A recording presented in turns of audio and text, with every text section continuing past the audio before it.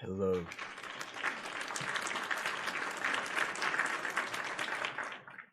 Hello, everybody. I am Alfred Hitchcock. Okay, so maybe I'm not Alfred Hitchcock, but welcome everybody to another episode of Mystery Monday here at RetroActive. As always, I am your host, Retro. Glad to have every single person here.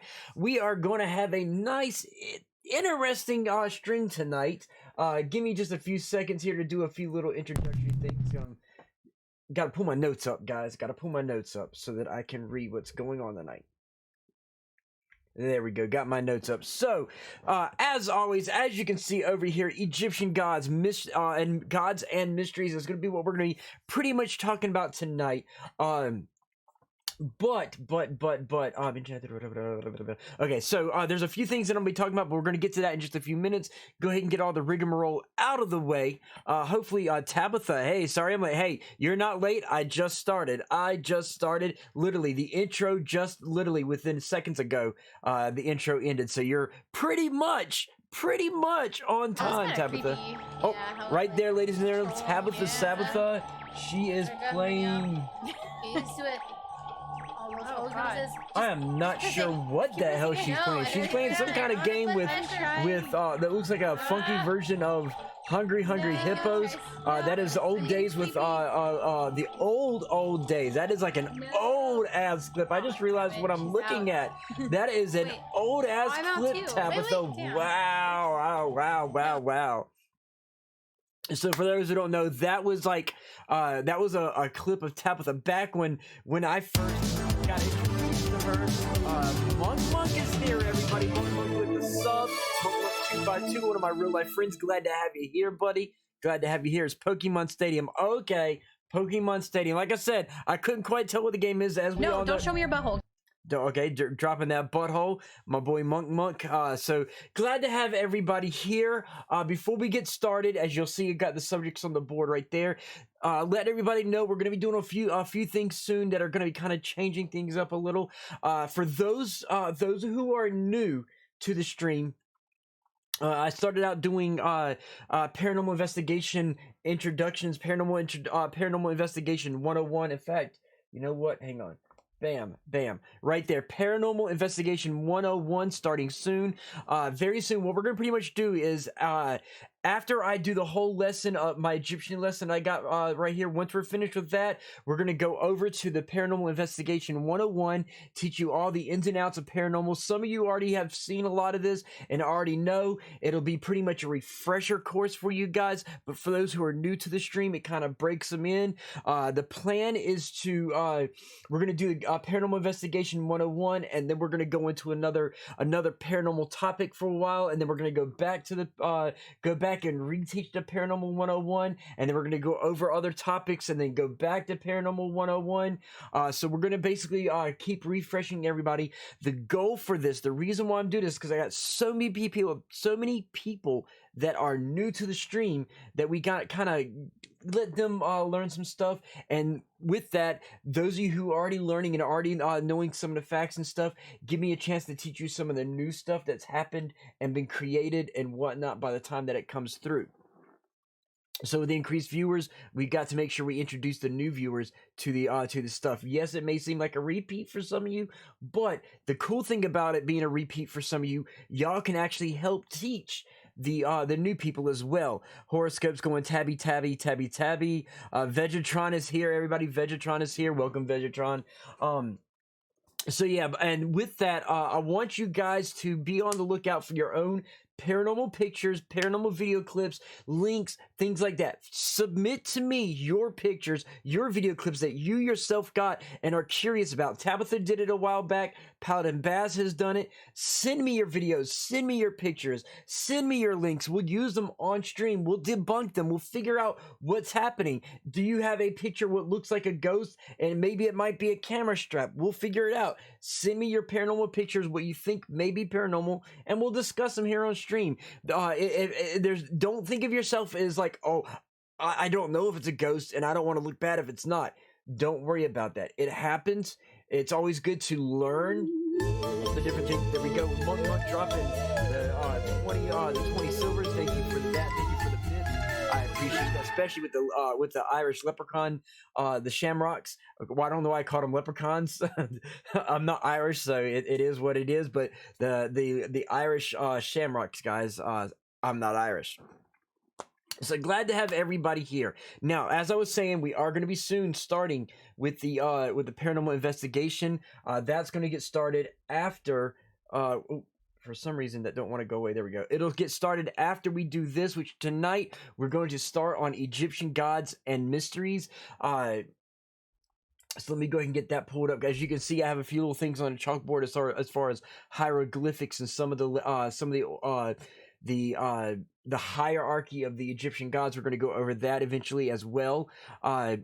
Now, since we closed the chapter on demons already, it's time pretty much to move on to something new.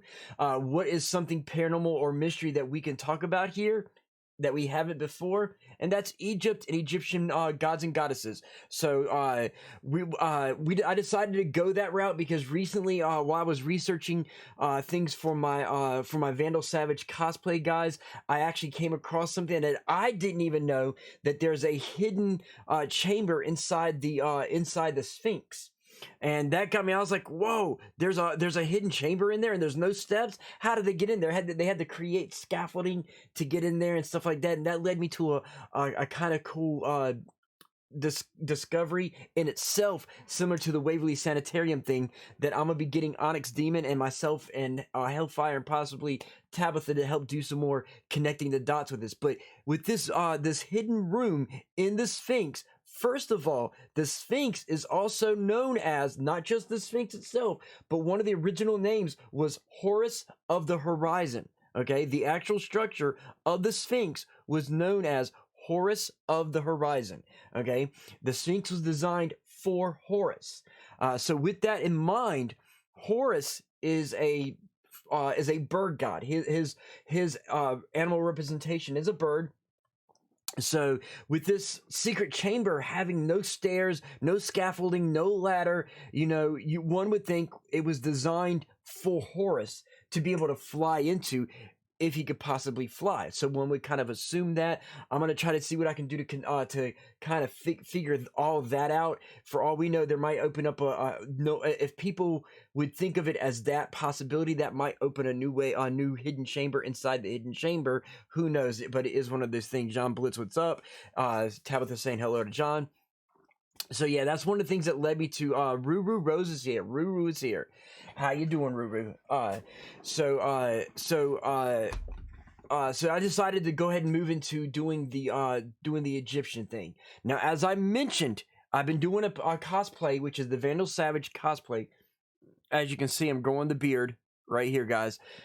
March 25th, guys. Mark your calendars. March 25th is the Vandal Savage cosplay stream. It'll be a Friday. It won't be a Fallout Friday. It'll be the cosplay stream. I will be playing a DC Comics based video game for that day, but March 25th is going to be the Vandal Savage cosplay stream. You do not want to miss this, guys. I'll be going in full detail. I've already posted some of the pictures of it. I'm going to be in character the whole stream, so you do not want to miss that stream. It's literally going to be an epic stream, just like my Joker cosplay stream. So you definitely don't want to miss it. It's almost St. Patrick's Day. Yep, the 17th. 2 more days, kiddo. 2 more days. It'll be St. Patrick's Day.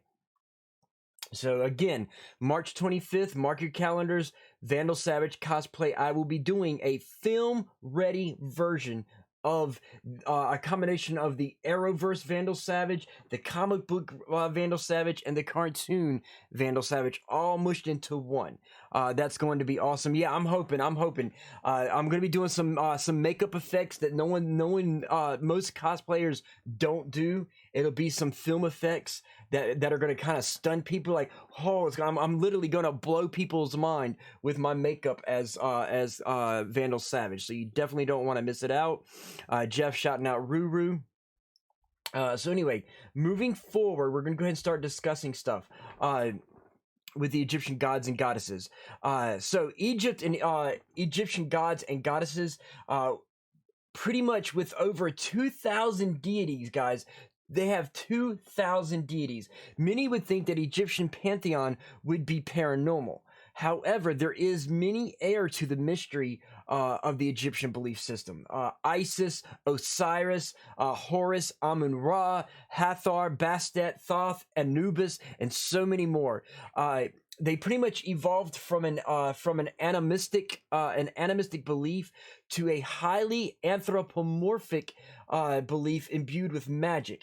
So with early Egyptian belief system, they were animal gods. Okay, they were actually animals, not humanistic, but actual animals. That's the reason why you see a lot of Siamese is it Siamese cats? I had to remember. You'll see a lot of cats in the beliefs of you have to leave. Okay, Rubu, take it easy. We're gonna see your mom tomorrow. I'll be picking your mom up tomorrow for you. But anyway, like I was saying, they had a lot of beliefs in worshiping of cats and other animals like the griffin and things like that. You have school tomorrow. Yes, it'll be after you get out of school, kiddo. It'll be after you get out of school, probably around 3 or 4 o'clock. Sphinx cats, exactly, Sphinx cats. So they were big into believing in animals for the longest time. Eventually, that became into anthropomorphic magic.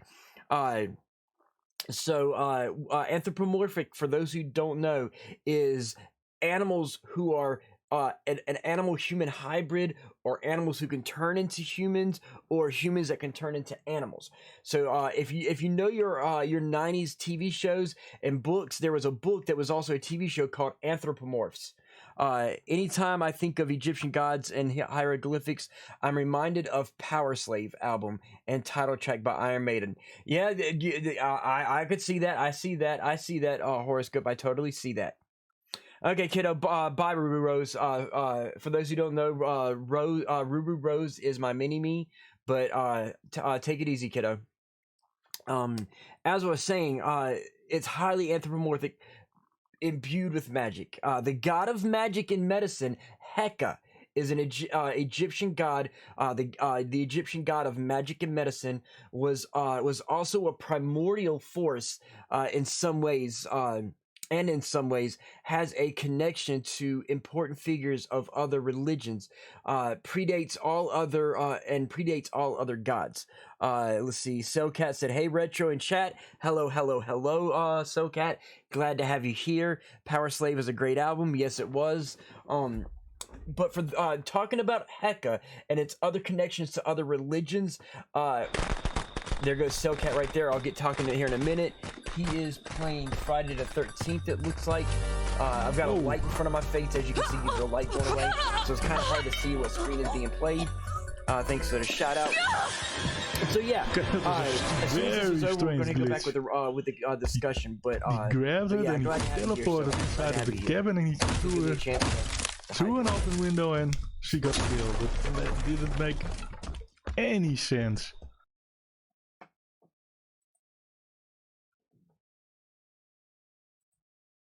Give me a second here. Okay. Cellcat, subscribe. I appreciate it. So anyway, don't forget that I am in my chat, in my private Discord, guys. If you want to join me on chat to ask questions, or if you know about Egyptian gods and goddesses, feel free to join the discussion and actually drop stuff in. You're more than welcome to the room. Once you join the Discord, let me actually pull that link up for you guys. Right there. First link is my personal Discord that I share with Hellfire, guys. Go ahead and join that link. Drop in once you get all the rigmarole in and you're actually officially in. Join Retro's Green Room. When you're in the Green Room, I'll pull you into the live chat with me, and you're more than welcome to ask questions and comment and add your knowledge, whatever. Feel free to go through the second link. Okay, and I've got to do this. The second link is for the best Discord stream team out there, the Stream Demons. Everybody, horns up for the Stream Demons. If you want to be a part of the best Discord and you're not already a Stream Demon, join that second link and become a Stream Demon. You're actually going to get to meet a lot of people that are in this chat that you're already talking to as it is. and meet a lot of great people, especially if you're a supporter or a streamer. Both we take supporters and streamers as well, so definitely join it. There goes Tabitha with the horns up. That said, let's go ahead and get back into things. As I was saying, the god of magic and medicine, Heka, is a primordial force and one of the earliest gods known, outside of course, when it comes to the Sumerian gods. But for now, with the Egyptians, it's one of the earliest gods ever recorded. Heka is, believe it or not, tied to Tabitha, correct me if I'm wrong on this, because I can't remember if it was pagan or Wiccan, and I may be wrong on this, but I want to say it was Wiccan that has the belief of Hecate. If those of you who don't know who the term Hecate is, I want to say it was Wiccan and not pagan. It may be pagan, but I swear I think it is. It's Wiccan that is connected to, that has Hecate in their beliefs. So Tabitha, if you know that answer, to correct me if I'm right or wrong, because if it's pagan, I apologize, but I do seriously think it was Wicca that has Hecate. But the Egyptian god Heka is slightly connected to Hecate, and I will get into later down in this further episodes how Heka is related to Hecate. Okay. But for now, we're going to focus on the actual main Egyptian stuff. Anyway, as I was saying, Heka enabled the act of creation and sustained both mortal and divine life. The Egyptian Heka is closely related to the Akkadian period Anu, or aka the Anunnaki, as we got through with the demons. We ended with talking about the Anunnakis and the Anu. Hecate, I said Hecate. Heka is closely related to the Akkadian period Anu. We're going to actually eventually get into that as well, how Heka is related to Hecate as well as Anu. Moving forward, there is some other gods that you're going to eventually hear us talking about. We got gods like Mayet, which is, let me see if I can show you how it's spelt, but it's pronounced Mayet. Right there, Mayet. But Mayet is the central focus of the Egyptian belief system, which was a goddess of truth, justice, harmony, and balance.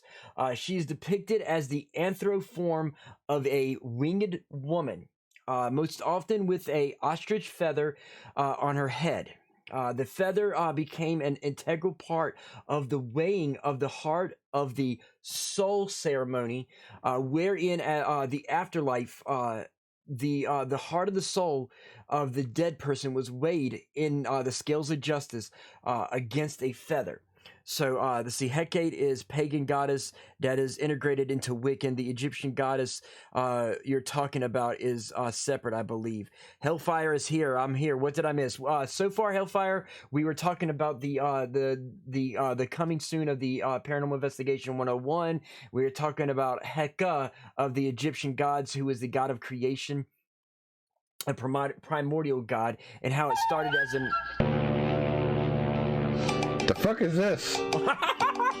This is Hellfire's birthday stream.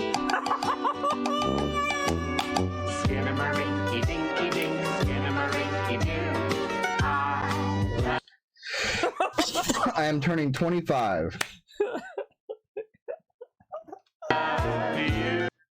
What is this, Jeff?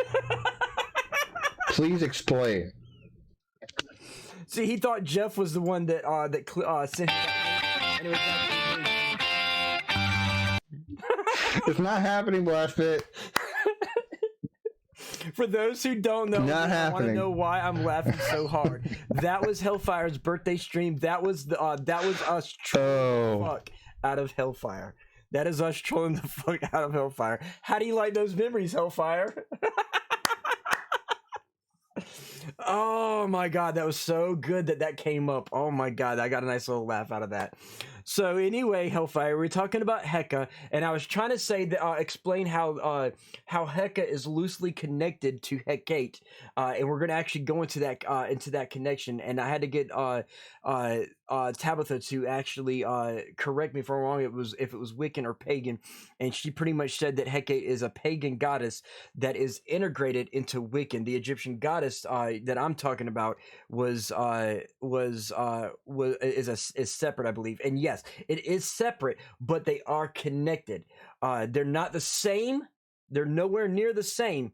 But Heka is connected to Hecate, kind of like 7 Degrees of Kevin Bacon, you know, where you can connect this person to this person to that person to this person. There is some minor connections to it that we're eventually going to get into. So anyway, I ended up getting into when you came in, Hellfire. I was talking about Mayet. Mayet is the central focus of Egyptian belief system. She was the goddess of truth, justice, harmony, and balance.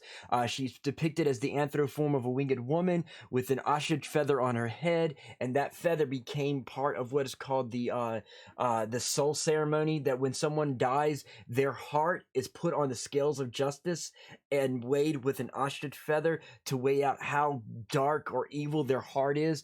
How that like I don't understand. A human heart is always going to be heavier than a feather, but you know it's Egyptians for you. That is their thing. But yeah, it was called the soul ceremony for that. She was created by the power of Heka to be the daughter of the sun god Amun-Ra. It's what they believe. Yeah, it's what they believe exactly. So I can't go against it.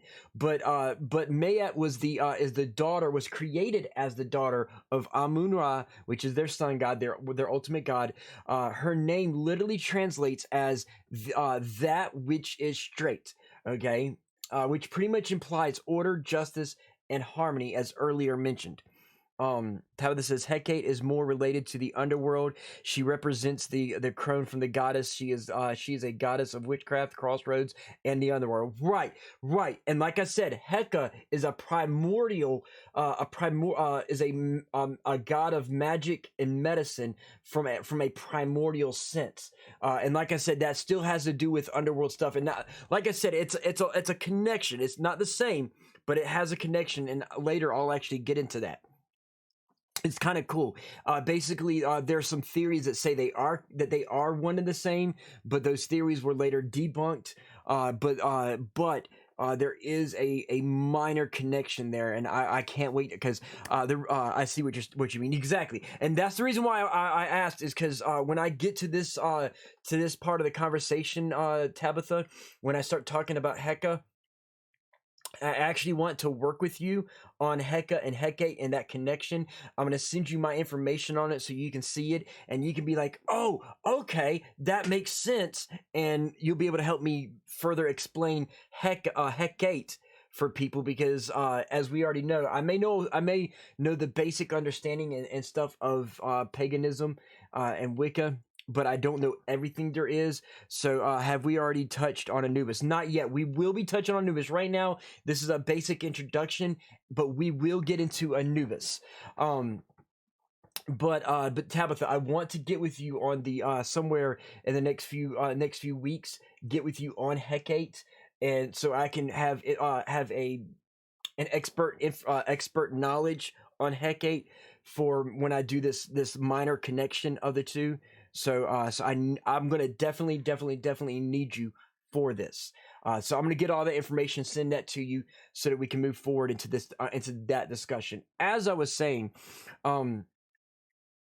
Egyptian gods provided the people with gifts that were allowed by Heka. Gotta get the cursor so I can move. Like other gods, they all have their own names, personalities, characteristics. Like Greek gods having Olympus, the Egyptian gods also had their own places, like the Field of Reeds or the Lily Lake. And we're going to talk about the Field of Reeds and the Lily Lake and the regions of their afterlife. Along with learning some of the Egyptian gods, we will also discuss some of the mysteries of the pyramids and other structures. Like I was talking earlier, I mentioned about the hidden chamber inside the Sphinx that has no actual ladders or steps or any way into it, except for unless you can find a ladder to go up there or create scaffolding. So we're going to eventually talk about that.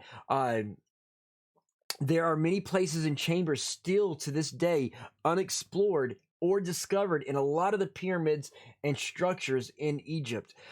There are even connections to which I myself plan to do research, which of course is what I told you about with the mystery of the Sphinx, but there's another one that I want to do talking on. Over the next few episodes, we're going to talk about many things like the unknown Queen of Egypt, which is a mystery you rarely get see discussed on TV shows like History Channel and Discovery Channel. Many of these TV shows never talk about the unknown Queen of Egypt, which briefly is a tomb of a woman discovered who some that know of it say was the wife of a king, and other archaeologists believe that she was the mother of a queen. So we're going to go into the information and evidence of her, so that we ourselves can make our own mind as to, was she the mother of a god, was she the wife of a god, or hey, who knows, she might be in some relation to Hellfire, and she may be one of the many conquests of the king, and he picked her up at a bar one night and be like, hey baby, I'm drunk, you want to watch Egyptian Pornhub together? So, you know, she may have some kind of connection to Hellfire. The truth about the Nile really makes you question everything you thought you knew about Egypt. Exactly, Hellfire. And that's actually one of the things that I want to talk about, is the truth of the Nile. When we get into this, guys, you're gonna be like, wait a minute, how come History Channel don't talk about this? How come Discovery Channel don't talk about that? Why don't we ever see this on the Travel Channel? Wow, we didn't even know this. There's a lot of cool things with the Egyptian stories and myths and mysteries that will freaking blow your mind. Like, it's literally like, if you read all the stuff about Egyptians, and as we talk about with the Anunnaki and with the Templars, and everything has it sorted, it's a river of cum, lol, right? Well, see, that's, like I said, Heka is a primordial substance, so we need to change Hellfire's name to Hekafire, okay? Because I mean, that it's Tiffy calls her Heckfire, so Hekafire, he's a primordial substance, you know, and the river of cum just pretty much goes along with Hellfire, so we're gonna call him Hekafire, guys. Anyway, like I was saying, with the lost my train of thought here. There are connections to which, okay, so yeah, over the next few weeks we're gonna be pretty much talking about the mysteries of the Egyptian queen. What the fuck, are you serious, Hellfire? No, he's not serious. It's not a river of cum.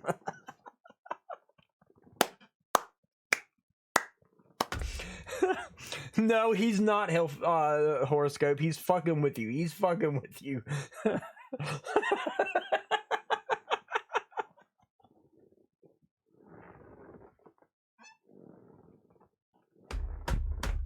I'm sorry, guys. I'm sorry. Oh my god. Hellfire's probably sitting there with tears out his eyes, laughing his butt off. Okay, anyway. If you want horoscope, I can get you a sample. Wait a minute, you can. Well, that leaves questions, Jeff. That leaves some serious questions. Hellfire, if you want to join the, you can drop into the Discord so you can talk with me about this. And Tabitha, if you want to join into the Discord, I'm in the personal, I'm in Cyber Demons. I'm in the Retro Room. Either one of y'all can feel free to join in. Jeff is on with, you're feel free to join in and join in with the conversation. I will fly to the Nile and grab a beaker of it for you. So anyway, getting back to the discussion before I laugh myself to death. We're gonna be talking about the hidden chambers of the Great Pyramid, which was built about 4,000. What was this chat turned into? Right, you sick fucks. Right, Tabitha. It's like for some reason, like the other day I was watching the streamer who's playing a Pokemon game that has a character named Boner that the game started going into an adult conversation. Now Hellfire is talking, turning my stream into a variation of Tabitha's stream. They believed it was the seed of life for all Egyptian pharaohs. Yes, it was. They thought it was the seed of life, but not cum. The pharaohs would masturbate into the river to give the seed back to the land. Now, yes, their Hellfire is correct. Hellfire is 100% correct on that. The pharaohs would definitely masturbate and spill their seed into the Nile River. So yeah, they would definitely do that, but it wasn't a river of cum. Okay, they would spill their cum into it, so it would carry their cum and seed the world with their life. But we're gonna get into that on a little bit more of a serious note than talking about Pornhub and the Nile River being a river of cum. Anyway, hold on, give me a second here because I've got to get serious here, guys. I got to get serious here.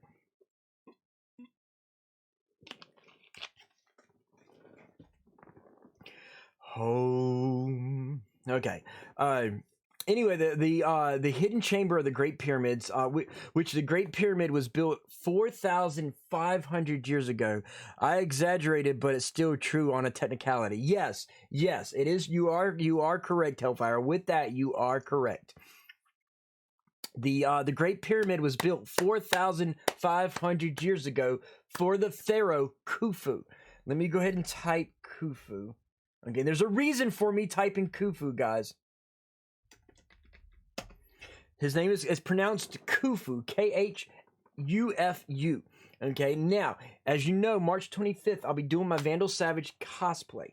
Vandal Savage, one of the many people that he claimed to be, was Khufu and Khafre. Khafre being the son of Khufu. Horoscope in Barry Burton's voice. Oh my god. So anyway, the Great Pyramid was built for Khufu, consisting of 2.3 million stones, guys. This pyramid, the Great Pyramid, consists of 2.3 million stones. Stone blocks at a height of 490 feet. To this there are only to this day there are only 3 chambers inside yet. I lost my whole train of thought. To this day there is only 3 chambers inside. Yet the size of the chambers don't account for the size of the pyramid, which leads some archaeologists to believe that there are other chambers hidden in there. In fact, 3 chambers discovered, right? Yes, 3 chambers discovered. Some archaeologists believe that there are quite a lot more. Also, I'm stuffing my face, so I'm not joining chat. No problem, Hellfire, no problem. I'm just letting you know, if you want to join in and chime in on Egyptian stuff, you're more than welcome. But with the hidden chambers 3 discovered, in 2017, a team of archaeologists claimed that there is a large hidden chamber inside that was intentionally built to be inaccessible. Whatever is still there is to this day is unseen by anyone, and rumored that Khufu didn't want anybody to know about that hidden room. With saying this, whatever's in that chamber, Khufu doesn't want no one to know what's in there and what the purpose of that room is supposed to be. For them to be able to get there, and there has to be a way for them to get to it. Okay, Khufu wouldn't have built a room that no one could get to. Wasn't it rumored that the largest room is at the base of the pyramid, but underground? Yes, there's like at the base of it, there's a sub level that drops down. And I'm gonna get diagrams and pictures because we're gonna talk more in depth on this in another episode, and I'm gonna show diagrams of where people think the room are. These archaeologists use some kind of radar technology that's shown that there's a chamber down there, and and they believe that, like, right now they can't find how to get to it, but that's one of the mysteries.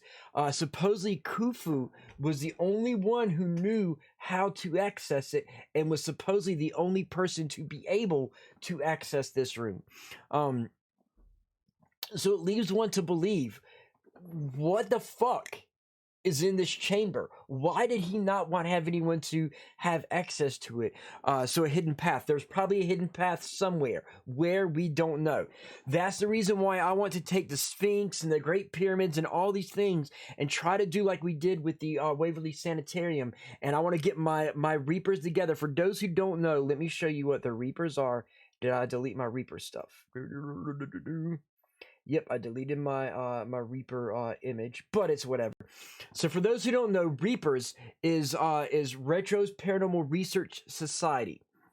So that's where the jets are, because they are actually alien spaceships that crash landed. Rumor has it that secret room holds thousands of unsold cyberpunk copies. Right, Silcat and Hellfire, right? But no, what my comical belief is that's where Hellfire stores all the hookers that he has sex with. He'll have sex with them, kill them, and put them in the hidden room of Khufu. Now, with the humor out of the way, there are a lot of theories as to what could be in that room by Khufu. And I would love to be able to get my Reapers together, especially Onyx Demon, Hellfire, and my main crew that are good with this debunking and deciphering things, and try to see if we can figure out a way to find out what could possibly be a hidden entrance into the inaccessible room of Khufu, to basically figure out his puzzles and figure a way in. Hellfire must love you. Hellfire loves a lot of things.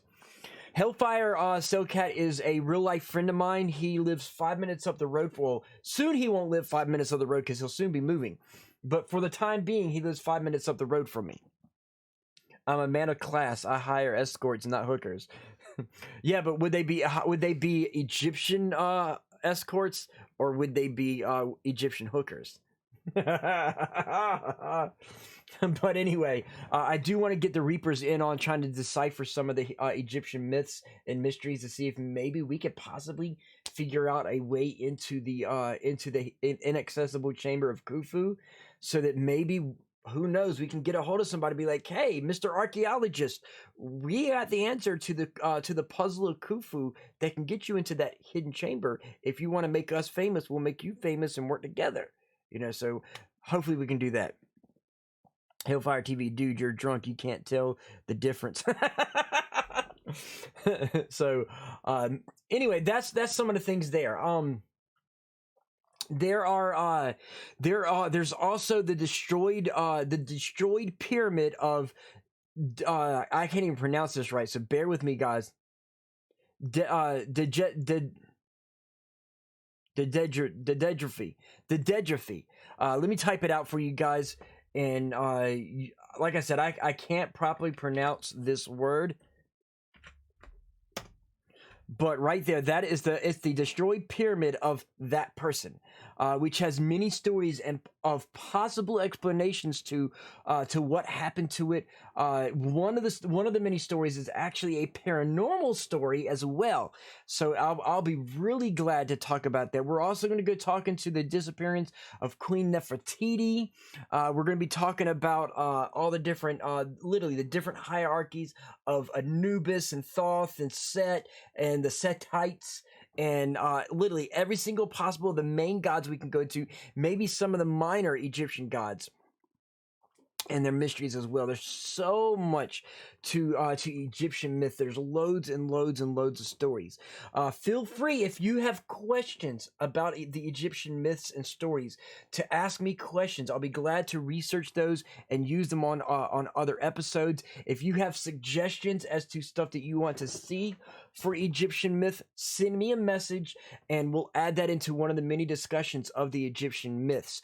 Now, that leads into let's see. They wouldn't make a secret chamber just to store some gold. Has to be ancient text on tablets. Pretty much, Socat. Pretty much. It's easy to just ask them to do drugs with you. If they pull out crack, they are a hooker. If they pull out coke, they're an escort. Okay, makes sense, Hellfire. That actually makes sense. That's some Hellfire logic, but it makes sense. But yeah, so I plan to get in a lot of that. If there's something that you want to discuss, let me know and we will discuss it. Hellfire, Tabitha, since you have knowledge in the realms of Egyptian myths and stuff like that, please let me know some things you want to discuss. I know that Blastbit, if I'm correct, has some interest in this as well. So Tabitha, if you can ask Blastbit if there's anything he wants to discuss, wants me to discuss up here, I'll be glad. I really want to do this right. With a lot of people, I can go into the paranormal sides of things and some of the basic stuff, but there's a lot of areas that I don't know, and I would love to be able to pull you guys in and make this a proper thing for other people to learn the things that I don't know. So what I don't know, you guys probably do, and with a pyramid of retro, Hellfire, and Tabitha, we create a nice little pyramid talking about pyramids. So yeah, that's a t-shirt slogan if there ever was one. Pretty much, Hellfire, it is. It is on the front you can have the slogan. On the back you can have Hellfire logic on the back. So yeah. But anyway, does anybody have any questions, anything they want to add in about the things that we've talked about so far as to what's coming into the future? Unrecognized just hosted for stream. Unrecognized, thank you for the host. I appreciate that. Illuminati confirmed. Well, believe it or not, some of the things that we're going to be talking about is like basically with Amun-Ra and Horus. Okay, there's the Eye of Ra and the Eye of Horus. Okay, and one is a left eye, one is a right eye, one is the sun, one is the moon. Put them together, you have a face, and there's a little thing to do with the connecting of both eyes, and we're going to get into that as well. And Onyx Demon coming in as we finish the discussion of Egyptian myths. Shit, I'm here. Glad to have you here. Are you going to get into Crowley? He was into Egyptian magic. Yes, I do want to talk. Oh, hang on. Onyx Demon right there. Jeff, if you can also do a shout out to Unrecognized, I would greatly appreciate it as well.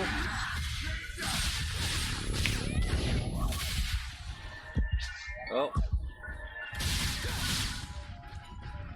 Had to hydrate, guys. Sorry about that. There's my man Onyx Demon right there. Looks like he's doing some Warcraft. Sorry, his name. He played that game once. Said I wasn't Warcrafting. There is Unrecognized. Yeah. Hey, Kevin. Yes. Oh, lekker. So let me get my book of knowledge out, guys. Let me get my book of knowledge out. Get even my klippen, Britt. Oh, lekker. Where be my ink pen? Lekker. Eindelijk. There's my ink pen right there. So, yeah, the Illuminati uses the Eye of Horus because they operate in the dark and shadow. Exactly. That's the reason why I mentioned the Eye of Ra and the Eye of Horus, Hellfire, because I want to get in talking about the Illuminati and their connection to the Egyptian lore. So let me write down Crowley, Book of Thoth,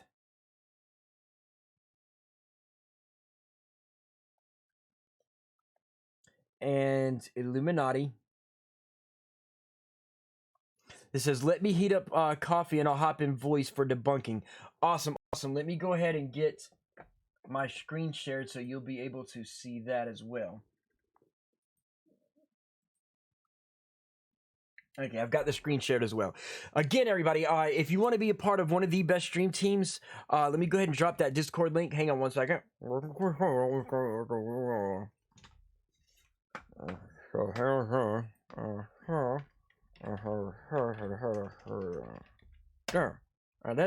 So again, first link, ladies and gentlemen, is my personal Discord that I share with Hellfire. We also have it for Critical Hit, which is our talk show that will be coming back very soon. Make sure you join the Discord so that anytime we are talking about a discussion that you're interested in, or you know something about, or you have a question about, feel free to join our Discord. Once you're in our Discord, you'll be able to join into what's called Retro's Green Room. Once you're in Retro's Green Room, I can pull you into live chat with me here on the stream so that the viewers be able to hear you talk to me. We'll give you nice little shout outs and have you participate, basically. So I've got the Book of Knowledge, guys. For those who don't know and are not regulars, I'll go ahead and show you. I have the Book of Knowledge, which I write notes on. Okay, and every time I complete them, as you see here, I fold them over to know that I've completed notes. So I've got, anytime that we got something that you want me to discuss, feel free to drop it in. As of right now, I've written down talking about Crowley. We're gonna be talking about the Book of Thoth and the Illuminati. So those are certain things that we're gonna be to remind me to talk about for you guys with the Egyptian discussions. So feel free to drop any suggestions to talk about or questions that you may have. I'll jot them down and we'll get going. Because I like to be a little bit, I like to be really informative on the stuff that we do. For those who don't know, as you saw with Onyx Demon, what we tend to do here on my streams is we usually have an hour of education where we talk about different things like we're doing right now. Once we complete the Egyptian gods and mysteries, we're going to move on to, let me go ahead and switch the topics here, guys. Drop that out, drop that out, drop that in. Once we end the discussion of Egyptian gods and mysteries, we will be soon going through over the Paranormal Investigation 101 for my new viewers and a rehash for all my regulars. We're going to go from the beginnings and ends of paranormal stuff, teaching you all there is to know about paranormal investigation, including the difference between ghost hunting and paranormal investigation, because there is a difference, ladies and gentlemen. There is a difference. We're going to go into that. Tabitha, I got to get you added on Switch. I got my Switch today. Hellfire, yes, ladies and gentlemen, Hellfire got his Switch today. Jessica and Cosplay, welcome to the stream. Welcome to the stream. So yeah, very soon, once we end the discussion, we are going to be again moving back into Paranormal 101. What my hopes are is with the decrease of the pandemic stuff. And Onyx Demon is in house. Everybody, go ahead and say hello, Onyx Demon. Hello, Guff. There we go. How are we? Doing good. So again, like I said, we're going to go into the paranormal investigation 101 to teach you guys what you may not know or update you on new information as to paranormal investigation as well, because there's a lot of cool new things that'll include teaching you about some of the equipment and explaining how they're used, how to know the real equipment from the fake equipment, what's real, what's BS. Like for those who don't know, there's the SLS camera. The SLS camera is a piece of shit device that was made for television ghost hunters and is not a real ghost hunting tool. Hey Jessica, so there we go. Jeff is Lone Wolf. Well, actually, I got it. Jeff is Lone Wolf. I got Jessica. I'm going to do a shout out to Jessica. Maybe. There we go, right there. So, doing a shout out to Jessica and Cosplay, everybody. Make sure you follow Jessica. Oh, this is the one with anybody vitals. that we do shout outs here, make sure you follow them. Make That's sure if right. you're a Stream Demon, make sure you throw your horns up. If you're not a Stream Demon, make sure you join the Stream Demons, the best Discord stream team out there. If you need a link to join Discord, the Stream Demons, let me know. I'll drop that to you as well. But yeah, we're about a few minutes into. Thank you, Jeff. You beat. Yeah, I beat Jeff. Exactly, I beat Jeff. But it's my stream, of course. I've got the Stremdeck button, so of course I could. As always, we do an hour discussion, teaching you guys a lot of stuff. Sometimes it may run over, sometimes it doesn't. But then we spend 2 hours doing what Onyx Demon's favorite thing is paranormal debunking of ghost caught on camera videos, and I've got 10 of those for you guys. This happened. Yes, sir. Putting up the elevator. And then somebody shouted out Jeff is Lone Wolf, who did that. Oh, Hellfire dropped Jeff is Lone Wolf. Thank you, Hellfire. Thank you. I appreciate that. Too many ways to go around this map, guys. Look at this. Oh, I can hear Ness in the background. Oh boy. Tell her I said hey.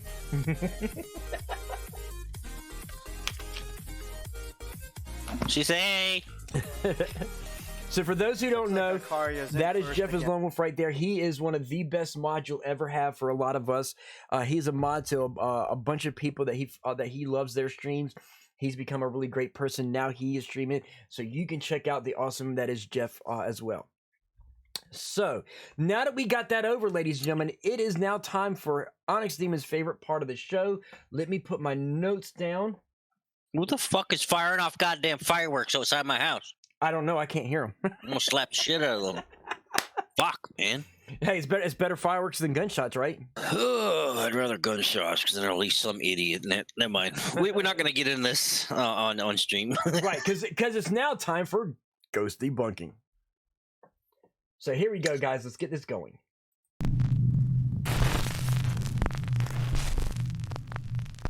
Top 5 ghosts caught on camera, hiding under the covers.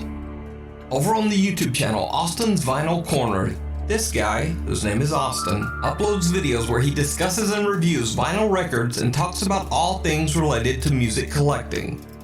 Austin has never shared anything on his channel that is even remotely related to the supernatural. That is, except for one creepy video. Now in the video, Austin explains that he was sent some spooky... Real quick, I just want to say the only thing I'm seeing creepy right now is his facial hair. CCTV footage by one of his co-workers who claims that her house is extremely haunted. The young woman says that late one night she was fast asleep in bed when the motion-activated CCTV camera in her bedroom captured a short video that is absolutely chilling. Why do people have CCTV in a bedroom? I don't know. I don't get it. Really? You're videoing a video?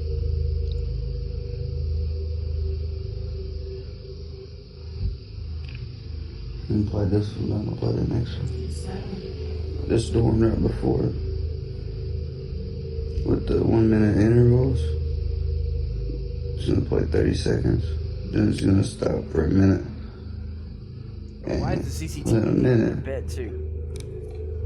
I don't know what. Really, a person in the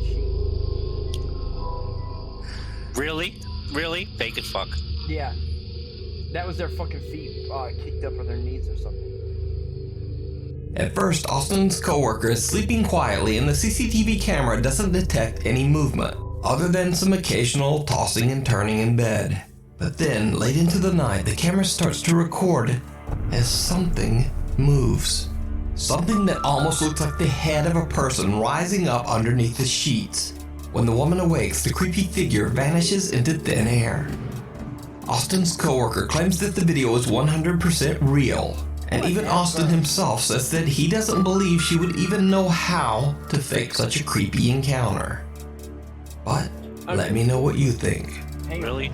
Come on now. Watch this. You can Austin's clearly see that she has her head poking up. Yeah. So right this is dumb. where it's located, where her head is located, guys, that video looks like it was cut. Even if it was cut, it's here's the thing. Where her head is at, that means that what this is, where this figure, whatever this is, be it a balloon, be it her feet with something on it, whatever it is, that's her secret boyfriend hiding under the blanket. See, that's what I was to get. So here's what I was about to get. So Kat, you're right with me on this. So pretty much what we're seeing is her head is at the other end of the bed, which means what we're seeing right there is the foot of her bed, which means somebody's at the foot of her bed under her blankets, probably giving her oral sex, okay? And the guy, she's probably dating the other guy, and she's like, oh, I don't know what it is. He's like, are you cheating on me? I can see right here you're cheating on me. No, I can't explain it. It's a ghost. So yeah, she's trying to cover up.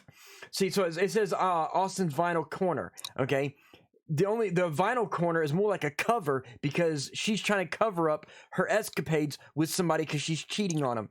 Plain and simple, that's not a ghost because a ghost wouldn't be under sheets in their bed with somebody's feet. There's somebody playing tiddlywinks and giving her oral sex. Trying to cover up that river of cum, right? So let's get going. This is retarded, dude. This is the like out of all the ones we've seen. coworker claims that Out of all the ones we've seen, Onyx Demon, I have to admit this was the most retarded. Even of all the faked ones, this was the this one's pretty most bad. retarded one. The video is 100% real, and even Austin himself says that he doesn't believe she would even know how to fake such a creepy encounter. There's But no let me know documented what you proof of think. anything like this ever happening to Caught Exactly. So, like, on the only camera. reason why you would see Joe something Cole- like that is if you saw it in various different ghost movies. Exactly.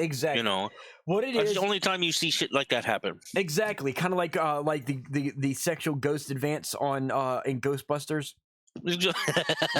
Yeah. Wow. Oh, I'm a horny ghost. Basically, what's going to happen? That's a representation, a simulated. You know how they do you know how some TV shows do those the dramatizations. Yeah. That's a dramatization of Hellfire's ghost. When Hellfire dies and become a ghost, he's going to go into women's bed and go under their covers and give them oral sex. So that's just a dramatization of the future ghost of Hellfire. Leon is stopped by a Houston police officer for suspicion of driving under the influence. Despite the fact that Joe explains that he is physically handicapped with a bad leg, the officer still forces Joe to stand for 20 minutes to take a field sobriety test. Eventually, Joe Corleone is arrested, but it should be noted here that Joe was later proven innocent in court. Why are you making me do this? I will conduct your test, but I'm going to tell you this, that I'm handicapped. Okay. Like, you see when I'm on license plate, I have a false leg from my hip to my knee. Okay. Also, this police officer in the video later resigned after it was revealed that he had received multiple serious complaints of misconduct. For the full story, I highly recommend checking out the in-depth investigation over on the YouTube channel. What the fuck does this guy getting arrested have to do with ghost caught on Keep camera? going and see what happens. San Joaquin Valley Transparency. When this video was posted, many YouTube viewers spotted something else in the video that was also very disturbing. Watch closely.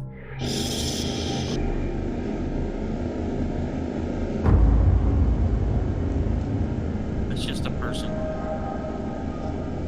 Yeah. Okay, guys. I can already tell you what the fuck this is. A strange figure that looks like a person seems to glide behind both Joe and the It's the camera is focusing on the two people, so the background is blurred out. Yeah, so it's typical video. It's that, and as you see, Jeff is almost talking about it, FPS issues. So remember, their cameras are 15 frames per second. A normal person walks at 30 frames per second, and we see at 60 frames per second. So that person's moving double the speed of the camera. Okay.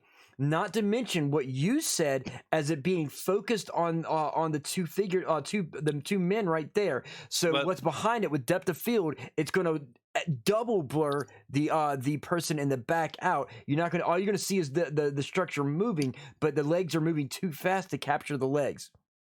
So people see at 60 frames per second, but put this out there, we can see everything down to 26 frames. After 26 frames, guys, 25 and below is when things start to distort for the human eye. Exactly, and that's the reason why movies usually go at 24 frames per second. So it's still got clarity, but it's minor motion blur to give it that cinematic look.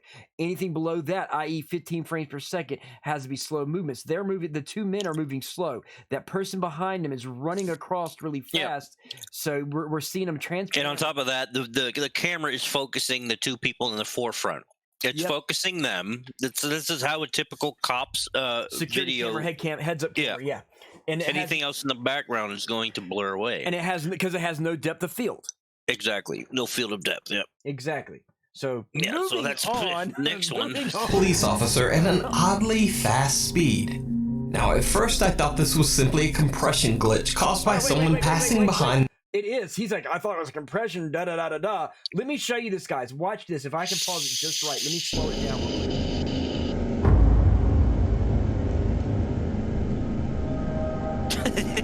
It does look creepy, but... It does, but I'm going to show you something. A strange figure that looks like... Okay, see, if you can see it. See where he's got that pointed? See what's behind him? right there at where it says 16 and 22, 2016 and 22. If you look, the figure is above the 2, the second 2 near the colon. You know, at the first 2 beside the 6, in between the 6 and the 2, it has a fucking shadow. Soul Stranger, what is up? That's just one of the one fast dude. Well, at a 15 frames per second camera, of course, a person's gonna be the Flash. I mean, a person walks at 30 frames per second. So when you walk in front of a 15 frame per second camera, you can literally call yourself Barry This guy Allen. looks like he's power walking as well to get away from the police. Exactly. He's probably the one intoxicated. Yeah, he's like, oh shit, it's a cop. Let me get the fuck out of here. You know? A lot of people get nervous when they see police, right? man. But here's the signifier right here where my mouse is. Okay, at the 6 and the 2, that's a fucking shadow. Yep. So as Jeff said, too corporeal. For it to cast a shadow, it has to be something corporeal. So it cannot be a ghost. It's actually ethereal until it meets in between the 2 people, and then it goes full solid. Exactly. Wait till he plays it again, guys. And The person seems to glide behind both Joe and the police officer at an oddly fast speed. Now, at first I thought this was simply a compression glitch caused by someone passing behind them in the dark to speed. Dude, he turned the gain way up. Yeah. Damn. Well, that's good though. Watch, I'm gonna do your special slow motion. So, ladies and gentlemen, get prepared for the Onyx Demon slow motion. I'm gonna do it super slow so you can see this since he's moving at a high frame speed. First I thought this was simply See the shadow all the way to the 16. glitch caused by someone passing behind them in the dark too far. So his legs are actually moving, and you can see it when it's that way. Solid Stranger said, if you want to go frame by frame, you can use comma and. Yes, I know. But even if I do that, like, here, watch. Hang on. I'll show you.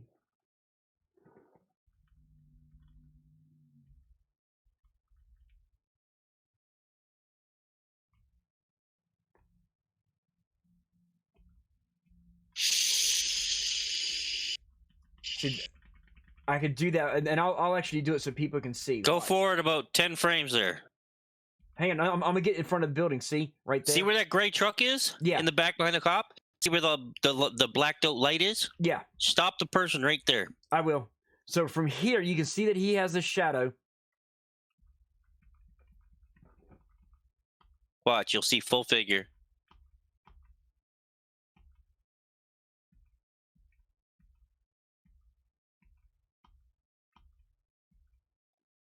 You can see the legs moving too. Yeah.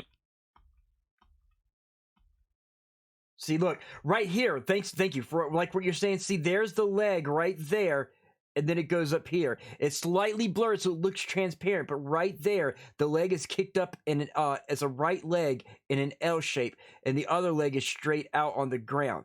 So he's actually running. Next video. Yep. Let's go ahead and get this going. Someone passing behind them in the dark, too far away from the camera to appear clearly. But that theory is pretty much disproven by the fact that multiple vehicles pass behind the 2 men, and all of them appear very well lit and highly detailed. Because they're moving So what do you think this dark figure is? Is it something paranormal that was accidentally captured on police dashcam footage? Even worse. Like You decide. Yeah, exactly. You can watch a great video breakdown of this potential ghost footage over on the YouTube channel, San Joaquin Valley Transparency. And you can see the original full-length Unfair Arrest over on the YouTube channel, Joe Coleone. If you see a video that you think would be perfect for the top 5, or if you have a ghost hunting channel and you caught something great, contact me at nukestop5@gmail.com. The shortcut. Early one evening around 7:30 p.m. in Gothenburg, Sweden, Elin is on her way to an appointment when she decides to take a shortcut through a small park in the city center. It did not go well. Elin is completely alone, and as she's walking through the park, she decides to record a video to post to her Instagram page. Alltså det är tvärkallt och det är tvärmörkt. I morse var det typ 8 grader. Och nu är det -2. Jag är på väg till min psykolog nu och han har lovat mig att kolla på Mel Murder den här veckan. Och jag undrar vad han kommer ställa för diagnos på mig. Och alltså, det är så jävla f***ing halt. Helt gyttjigt här i skogen. Men där framme, jävla skitskog. Men. Shortly after posting the video, Elin receives a very disturbing message from one of her friends. The friend points out that a bizarre, distorted face can be seen peeking out at Elin from behind a tree.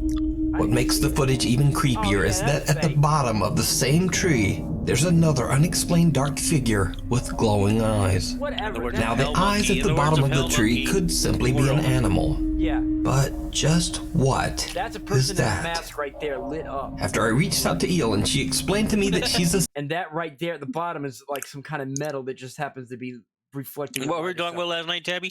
Toasty. Toasty. That's what popped in my head when skeptic that popped up. and doesn't really believe in the supernatural at all. I want to make something very clear here. I don't believe in the paranormal. I am not scared of my own video. I think it's creepy looking, but I don't believe it to be a ghost. As for all these like ghost videos out there, I believe that there's always an explanation for them. It's just that we don't know what the explanation is. She's never posted any paranormal videos to Instagram or to her YouTube channel. She says she's puzzled and just wants help in figuring out just what this strange shape could be. Elin returns to the park a day later to look around in daylight, but she doesn't find anything that could explain what she captured on camera.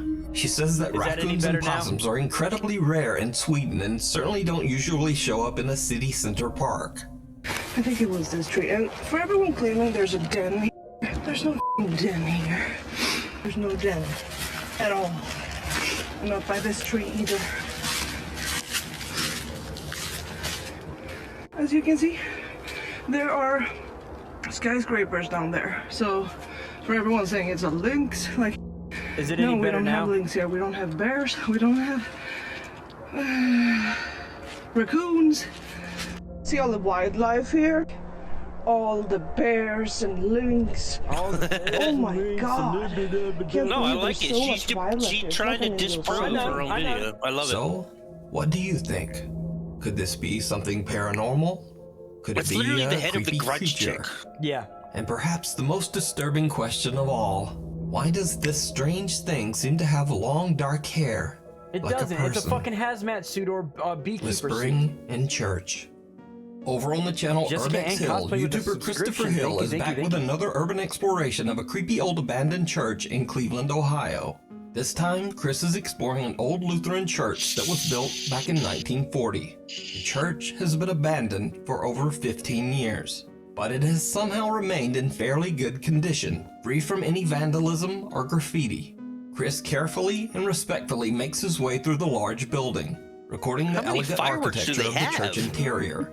He finds furniture and belongings that date back to the 1980s, and even some pieces from the 1950s. But as he climbs the stairs to the second floor of the abandoned church, he hears some very strange sounds that stop him in his tracks.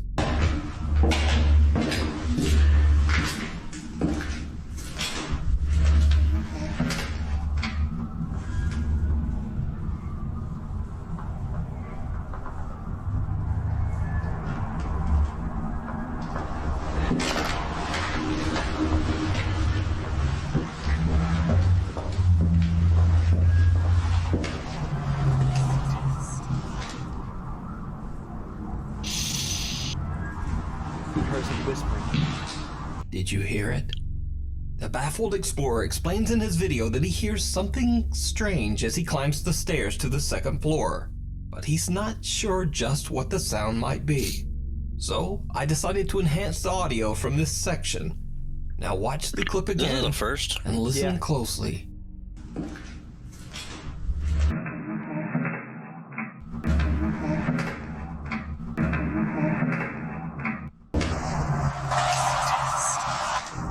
Okay, hold on. Okay, real quick, guys. with this right here, a lot of times when we hear EVP, and you know this on Onyx Demon, a lot of times it sounds like it's like right at like someone's recording right at the microphone, or like it was post-production recording, and you could tell that it's like super really loud and too legible. Yeah, but is he using an EVP or is he using his phone? He's just using whatever it is he's filming with, whatever he's filming with. So this is, and like I've told you that sometimes when it comes to EVP, you'll usually hear it when sound is masked out by white noise. His walking, and I'm gonna rewind it so you can hear this. His walking up on the dirt up the stairs creates that white noise sound. So it's masking out stuff. So if basically you're hearing this, you can tell that whatever this is being spoken outside of his microphone in an act. Like, this is legit EVP, guys. This is legit EVP. A mysterious childlike voice can be heard saying, "Can you help me?" And then seconds later, what sounds like the voice of an older woman seems to whisper, "It's a test." Chris has no idea what he just captured and continues on with his exploration on the second floor of the creepy church. Then much later, when he comes back to the same staircase again to head back down, it happens again.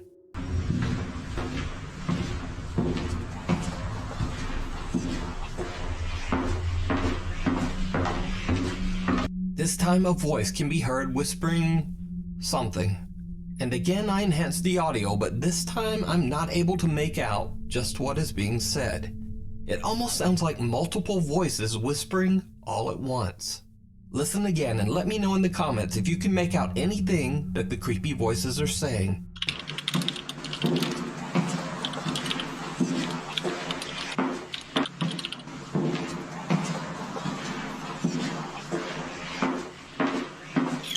Chris eventually leaves the church, having no idea. One sec. Hey, what I missed? What's up, Kraken? How you doing? So, does the whispering add suspense or make the? Yeah, his whispering adds suspense to what he was saying. Churches are already creepy enough. Do ghosts actually even ever whisper like that? Tabitha, believe it or not, some do. And what it is they're not actually whispering. It's coming off as a whisper. But that's because it's such faint audio that it's coming off as a whisper. So it's not really a whisper. It's just such low audio volume. It sounds like a whisper and comes off as a whisper. But yes, that actually happens like that. But so far, Jeff, you missed us going through talking about the basic introduction to Egyptian gods and mysteries and doing the debunking videos. We're going to continue moving with the videos, though, guys. Yeah, what he just captured on camera. But after he uploads his video to YouTube, things take a very creepy turn. Viewers of his channel point out to Chris that he might not have been alone in the old church. I mean, that could have been a residual haunting. Yeah, see, that's what I'm thinking is. So here's the thing. Because when he walks down that hallway is when it triggers, and it triggered twice. Exactly. It was always at the exact same spot. And see, that's the thing. When you said residual, that's the thing. EVPs, they don't have to be. It doesn't mean that it's an actual intelligent haunt. Okay, everyone, like most of the times you get EVP. Most often or not, it's always all the faked ones are always in direct relation to their questions. Okay. Yeah. It doesn't. Let me switch over camera real quick. With residual haunting, guys, and intelligent haunting, every faked haunt video that you get that has EVPs, every fake one, all the EVP responses are always 100% in correlation with what they're asking. Always. That lets you know that they know what's being said. They've got it planned out. It's all intentional, because there's a difference in a residual timestamp or a residual haunting and an intelligent haunt. Okay.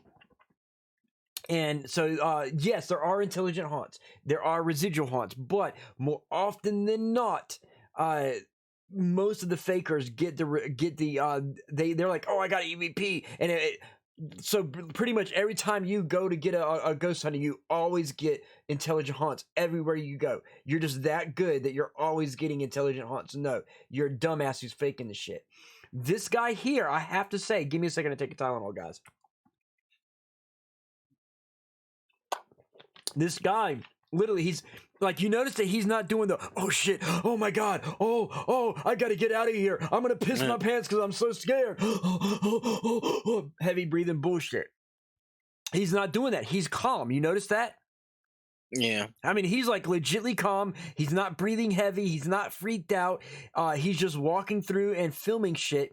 And like you said, every time he hits that one exact spot, he gets the EVP. It's a residual timestamp, a residual haunting, and this one is legit, guys. This is a legit EVP. It might be legit, but we have to throw it out because we don't have proof. Right. The only way we'd get proof is if we could research the church and see if anything's happened there or how many people have died. Exactly. But this is more legit than some of the dumbass fake. Yeah. Yeah. So let's go back to the screen and get this going. Chris did hear the strange sounds and whispering. He didn't see this. Oh, okay, here we go. This is gonna prove it or fake it. Yep.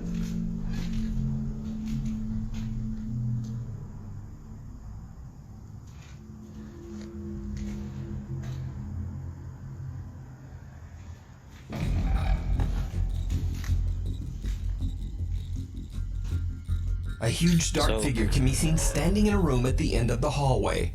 Chris turns to film close-ups of the church's stained glass windows, and when he pans back, the large mysterious figure is gone.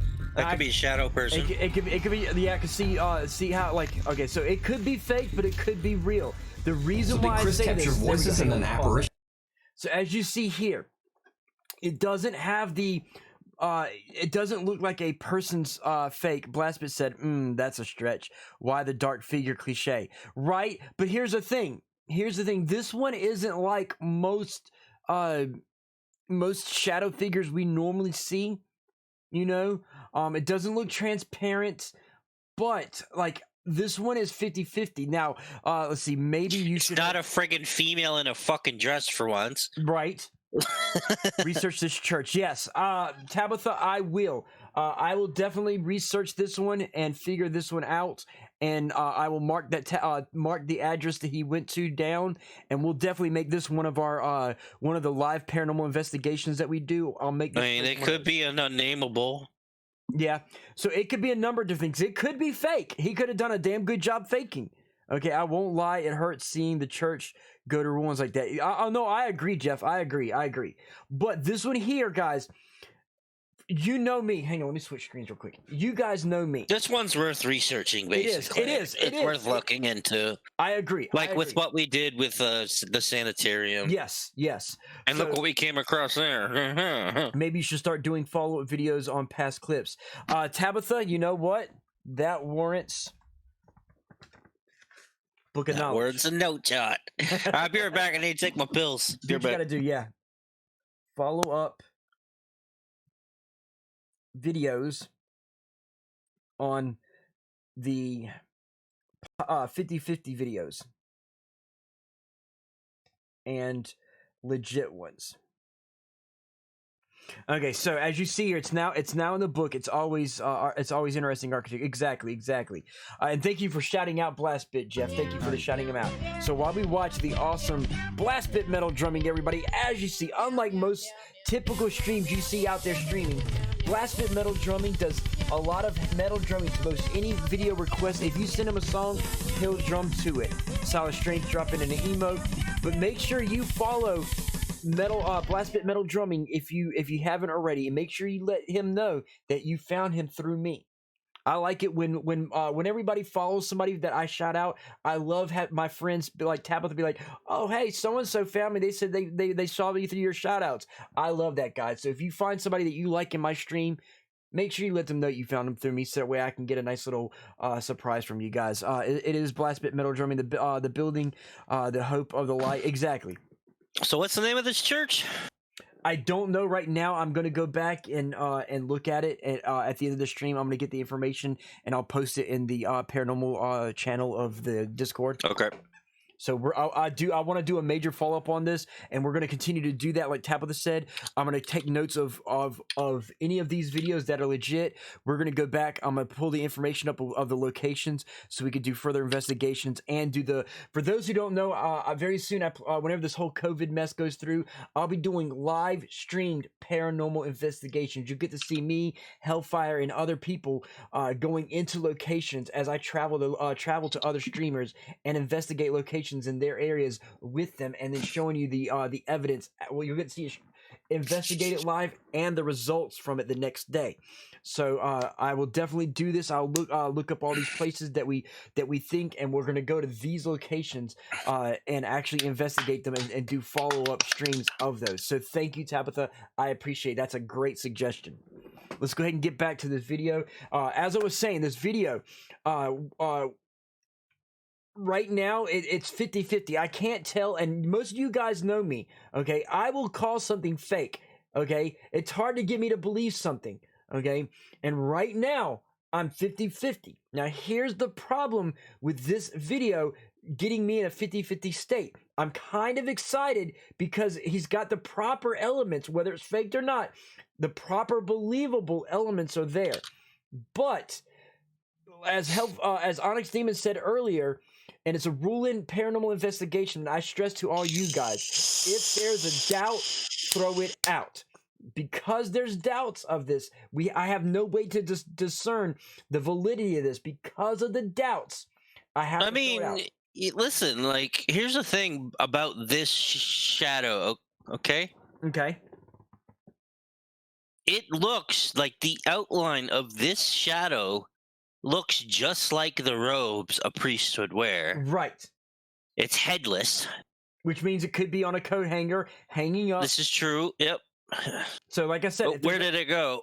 Right. See, that's what I'm saying. So if there's a doubt, throw it out. He may have someone else with him, and they hung it up, and then when he turned back to the other window, and they removed it quickly. So there's that chance. So if there's a doubt, throw it out.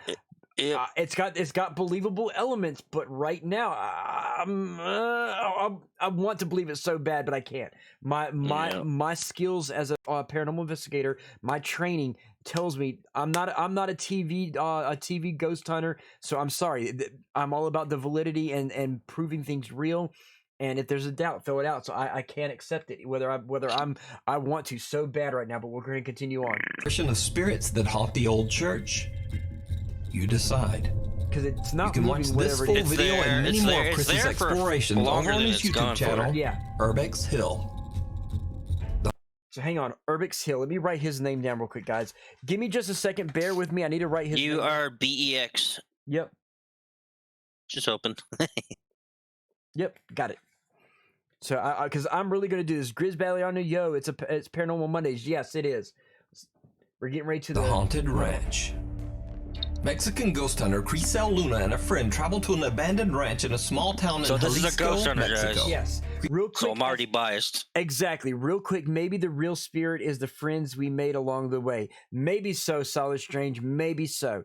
Heads up, ladies and gentlemen. If anybody calls himself a ghost hunter, they're either let me switch to my chat screen real quick.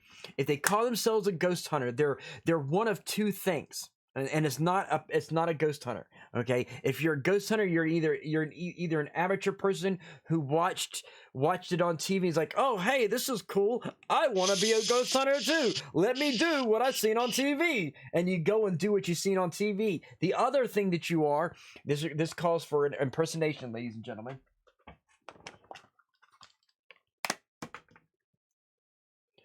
What was that? What was that? What was that? What was that? Did you hear that? Did you feel that? What was that? Basically, Zach Bagans, aka Zach Fakins, everybody. Either you're a TV fake ghost hunter who does things for ratings, or you're the person who believes the fake people and copying what you see on TV and don't actually know what you're doing. You're only mimicking for your own ratings on YouTube. So it's one of two things. So as Onyx Demon said, she's a ghost hunter, guys. She is a ghost hunter. She's not a paranormal investigator. She's mimicking what she sees on TV. Plain and simple. Just wanted to get that out there before we move forward. Grisel talks to a local man named Salvador who is part of a work crew that is remodeling the property. Salvador tells the two investigators that all of the workers believe the ranch to be extremely haunted. Yeah. And they have even found human remains on the site. The workers claim to have experienced many strange things while working at the ranch. They've heard strange, unexplained sounds in the property's warehouse. They've heard footsteps going up the stairs to the second floor. And many even claim that they have seen the apparition of an elderly woman wandering the grounds. Grisel and her friend began their investigation on the second floor and soon begin to experience strange activity. Y yo quiero iniciar esta investigación subiendo por estas escaleras que son de las que él nos hablaba. Unas escaleras por las que escuchaban que una persona de madrugada subía, se escuchaban los pasos, como ahora los míos. Y dicen que siempre al llegar al último escalón dejaban de escucharse, como si esa entidad ya no quisiera llegar hasta este espacio. Ay, que la verdad es bastante escabroso. Vean que tiene algunas habitaciones. Vamos a iniciar por esta. Vamos a ver qué es lo que hay aquí. Se ve que hay algunos muebles antiguos que ya están llenos de tierra, que ya están... ¡Ay, ay! ¡No, no, no! ¿Viste, Melissa? Se movió. Sí, se movió. ¡Ay, Dios mío! Okay, so the door opened, Pero ya acabamos de llegar. Sí estaba moviendo, ¿verdad? Yo vi como que se movió esto. Sí. The two investigators make their way down into an old warehouse that is being used as a storage area. Yeah, I do. They find dust-covered furniture, discarded building materials, and even an old, broken-down truck. That old Apache truck, man, give me it! Oh! While exploring the dark and dusty warehouse, Grisel gets a very creepy feeling. Give me that fucking truck! It's a dually too? They're rare as fuck! Something. And Grisel's bad feeling soon turns much worse. Y acá se ve una bodega. A ver, vamos a entrar aquí. Ay, Dios, aquí se siente la temperatura mucho más fría. ¿Cómo la sientes tú, Melissa? Ay, se escuchó. Allá atrás. Ay, Dios mío, ¿qué será? ¿Un gato? ¿Un perro? ¿Quién anda aquí? ¿Quién anda ahí? Ay, ay, ay. Está horrible. A ver, vamos a ver. Vamos a avanzar. ¡Ay! Estoy escuchando ruidos. ¿Quién anda ahí? ¿Sabes qué? Yo siento que alguien nos está siguiendo. Siento de verdad desde hace ya un rato, Melissa, como algo viene pegado a mi espalda, pero siento que algo está jugando con nosotros. ¿Qué habrá ahí? Yo siento que ahí se escuchó el ruido, ¿eh? Ay. Hola. ¿Quién eres? Ay, como una mujer. Ay, escucha. Escuchan ruidos, como si alguien caminara. Ay, no, vamos. Pero eso fue muy claro. Y como un lamento, como si alguien estuviera llorando. ¿Quién anda ahí? ¿Necesitas ayuda? ¿Quién eres? Una sombra, allá atrás. Ay. Is there something on the back of that truck? That's what I thought. Ay, vámonos. Ay, no, pero es que quiero ir a ver quién es. The two investigators hear the sounds of something moving in the dark storage area. And then they hear disturbing moans that sound like a woman quietly weeping. Grisel and her friends start to regret their decision to come to the haunted farm at all, and they decide to end their investigation with a prayer. Oh, okay. And that's when things take a terrifying turn. Acabamos de hacer una oración por todas estas almas o por la entidad que se encuentra aquí, porque hemos sido testigo y es muy impactante lo que hemos vivido dentro de este sitio, donde sé que hay almas en pena, o probablemente solo una que está aquí y que es la que se ha manifestado. Esta oración fue para ti y para todas las demás entidades que se encuentran aquí. Yo creo que es momento de retirarnos porque... ¡Ay, no mames! ¡Ay, güey! ¡No mames! ¡Subí algo! ¡Vamos, ven! Okay. Ven. Go for it, yep. Ven, por favor, algo. ¡Córrele! ¡Ay! ¡No mames! ¿Qué hay aquí? ¡Córrele, ven! ¡Ay, no mames! Es que yo aquí vi que se asomó algo, te lo juro. Ay, ¿quién anda aquí? Yo ya... So far I haven't seen ya no anything sé. yet. De verdad.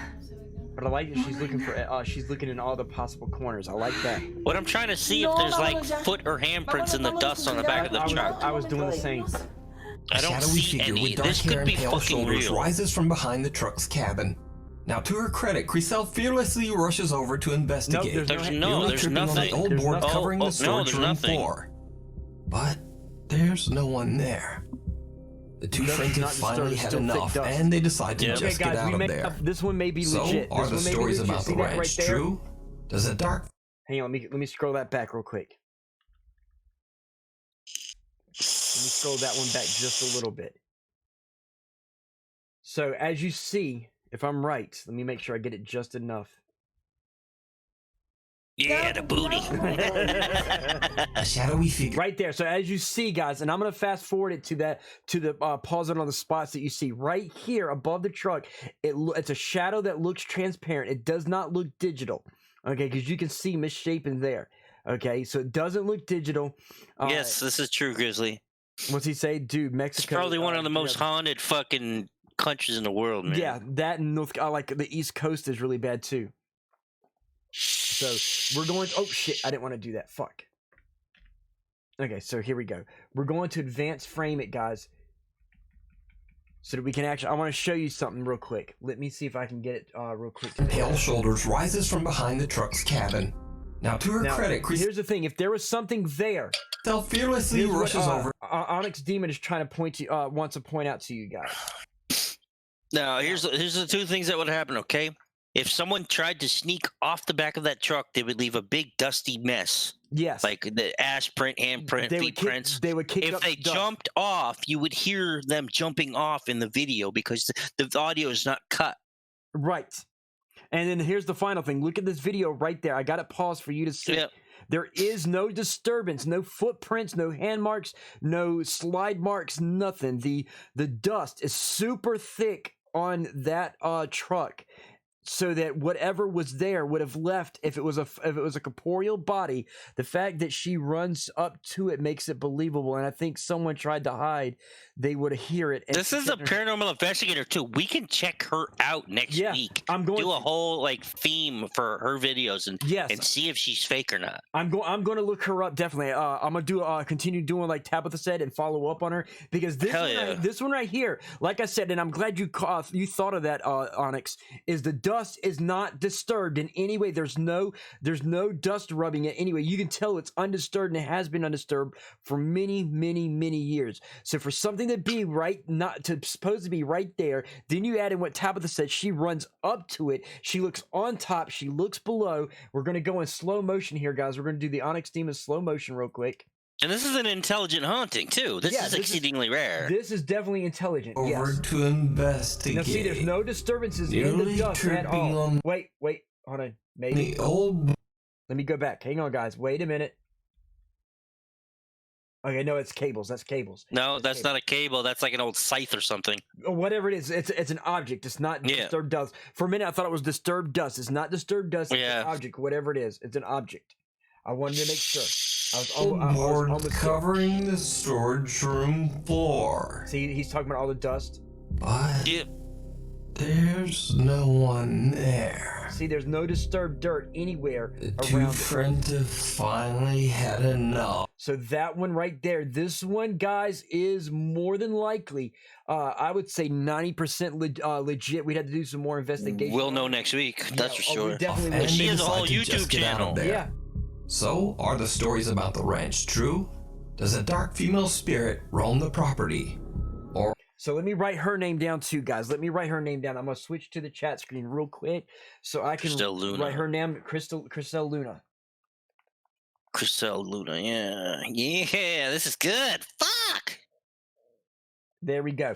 Got it written down. This is why we do the debunking, guys. We're going to do serious stuff into this and actually come up with what we could possibly come across with her credibility and stuff. If this is the case, I'll probably contact her and tell her not to call herself a ghost hunter, that she needs to start calling herself a paranormal investigator, that she is not a ghost hunter. She with the way that she handled herself, guys, she handled herself professional. She should start calling herself a paranormal investigator, not a ghost hunter. Okay, I will give her props. For me to give someone this kind of props is a big thing. So yeah, that figure looked ethereal. It did. It looked ethereal. Can you hear me crunching? Yeah, but it's okay. Oh fuck! I'm sorry. No, it's okay. It's okay. It's not that bad. They can't hear you, but I can. So let's go ahead and go back. We're gonna do something here, guys. Let me minimize the screen because that's the last video here. And we're gonna go to the. Nestle gives me the dirtiest look. I'm just like, I'm like, oh shit. Yeah, it's Solid Stranger. Ghost Hunter does sell. It's just for me, Paranormal Investigator is more legit because calling yourself a Ghost Hunter decredits you in my eyes. So here's the next ones. We're gonna get ready for the next set, guys. Top 5 ghosts caught on camera. The Passenger. This next chilling CCTV video was allegedly shared to the public by an anonymous taxi driver in Japan. He says that a little after 1 a.m. he saw a woman on the street raise her hand to hail his taxi. He pulls over and stops. But what happens next is truly bizarre. Okay.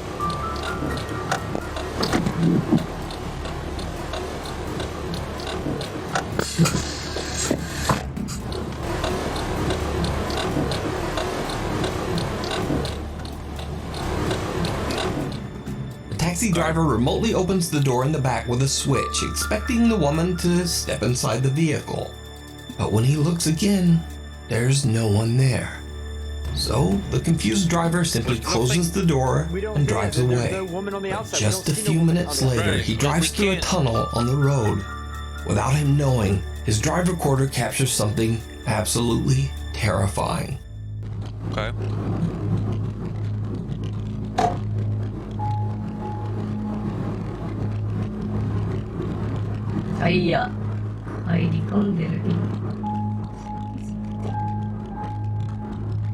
Oh shit! Oh wow!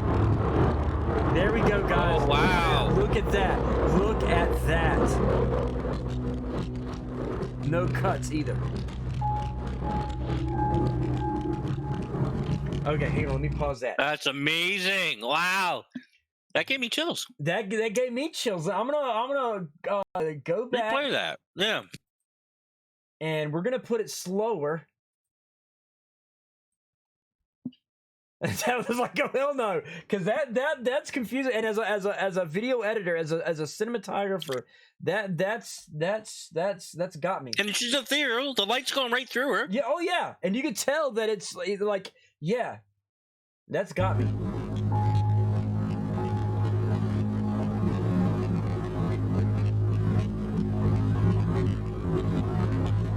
There you go. Oh, look right there. Look. Yeah. See you that see right there? like the sliding orb. over. Did you see that? That orb right here. There's an orb right here. See, it came up from the seat. Watch the orb. Watch the orb. Yeah.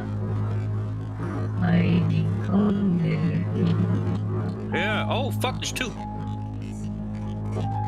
You hear the whisper, and then boom. That's nuts. Oh fuck. Look at that. And it's a oh man, like with the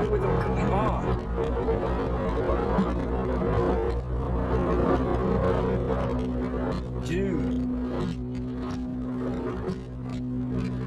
I can't debunk this. Me neither. And then just shadow gone. Yeah. And then the orbs go. So the orbs is not orbs. Those are orbs. Those are lights. I'm looking at it. It's the reflection of the glass. But still, the thing about that, if this was digital editing, okay, you would see her over top of those orbs. And those orbs aren't altered. Whatever it is actually behind the orbs. You can tell the difference. He would have to do 3 layers of it, and you would see pixelation. With as pixelated as it is here, you would see pixelation. So it's not digitally altered. That wow.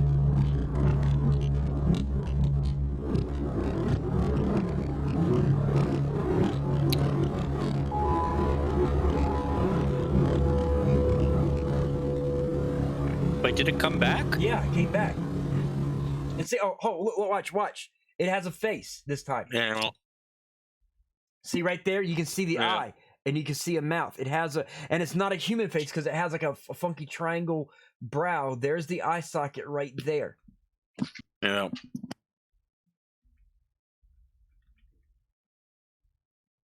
It says the orbs don't come back though. No, the orbs is because they're like right here behind him. Solid Stranger, there's a glass right here that separates him from the passengers. You can see the line of it right here. Yeah. There's a line right here. It's just reflecting light from the front. Right. So you see that line? Whatever she is or it is behind this line, not in front of the line. If it was digital altering, you would have seen some kind of alterations of it in front of the line, not behind the line. Okay? So whatever this is actually legitly behind that glass, not in front of it. So it's not digitally altered. And then it disappears again. It almost looks like it goes away in almost like a mist. Yeah. A slight mist, yeah. The extremely Let me put it back to speed. That one is legit. So this one we're gonna have to mark. This is right, Tabitha. This is another one that we're gonna have to mark for follow up. Are we gonna be able to follow this? disturbing figure of a woman can be seen appearing in the backseat of his car. Not once, but twice. She appears distorted with a swollen face, one creepy eye open and one closed. The taxi driver claims that he had no idea what was happening so close behind him. He says that he felt a disturbing chill at the time, but he didn't see or hear anything unusual. The driver believes this to be the manifestation of a spirit of the victim of a traffic accident on this road, forever lost on the streets of Japan, trying to get a ride back home. Wow. Something under the bed. Parents so real quick, Ness, it does look slightly content because it doesn't have any anger or sorrow or anything in its face. It's very placent. It's calm. So whatever it is, so whatever it is, it definitely is content.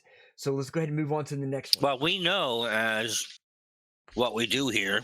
Yeah. That ghosts are not evil beings. Mm-hmm. If you're being hurt, it's a demon. Exactly. So this makes sense. Exactly. This one is properly legit, and this is what makes number 4 that we have now. Josh and Sarah from Nashville, Tennessee had never posted anything related to the paranormal on either one of their TikTok pages. Well, this is fake. That is until one night when Sarah... To my new viewers, let me switch over real quick. To my new viewers, to all of you who are new tonight, okay, anytime you see a paranormal ghost hunting, ghost caught on capture, anything that says TikTok, as all my users, 99.9%, not 99.9.1211111 whatever percent, like Onyx and even saying, it's fake. Okay, we always call it fake talk. Okay, not TikTok, fake talk. 100% any TikToker doing paranormal shit is 100%. They're doing it for views, fellas. They're doing it for views. So now that you know this, we're going to go back and watch this. Basically, they don't have the big booty like the other ones do, so they have to do paranormal shit. Yeah, oh, wait. The big booty. Hang on. I got to do it. Uh-oh.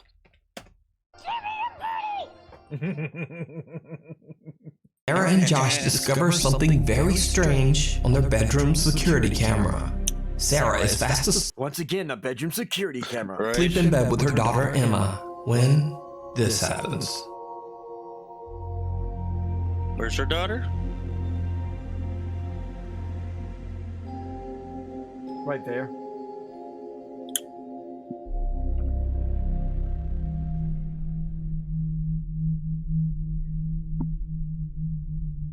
Something's pulling on the daughter's clothes.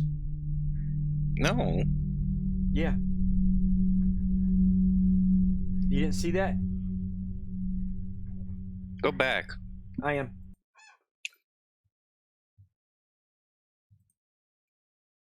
Camera. Sarah is fast asleep in bed with her daughter Emma when this happens. Now it's going to happen right here. You're going to watch the daughter's sleeve. Okay, the daughter is asleep, but watch her sleeve. No, you're looking to the... Yeah, right there, look. Right, he's saying look there, but I'm not looking there. All I see is that's the daughter's hand. Watch. There goes the daughter's hand. Now watch her corner of her outfit right there. See, he's pointing out right there. See? That's the baby just moving its... No, watch. Okay, I'm trying to watch, man, but there's so much shit going on here. I know. In such a small space. Focus only on the daughter's shoulder. Okay. See, watch it. See how it moves up? Yeah, but... See, it's pulling up. It's pulling up. It's the daughter doesn't move yet. The clothes are pulling up. Okay? See how it's trying to pull the daughter to its back? It's pulling the daughter to the back. The daughter then moves its arm to swat whatever it is away. See? So I'm actually going to go back a little and play it again. Asleep in bed with her daughter Emma when the first this red happens. arrow, ignore that. The second arrow is what you want to pay attention to. Slap, shut up. Now watch, here goes the clothes. Pulling it, pulling it, pulling it, and daughter swats it away. Huh. Then the daughter's going to wake up.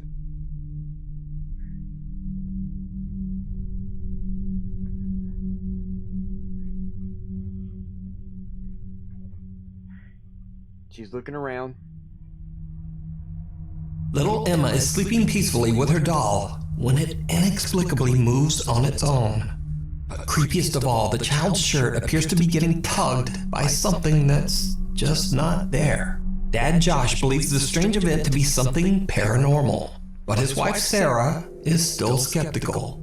But it gets even creepier. Because late one night, Josh is at work and Sarah is fast asleep.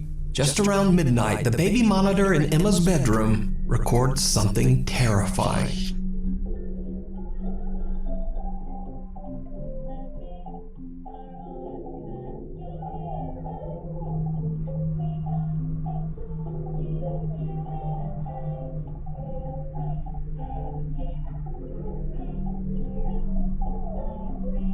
So far, a toy going off on its own.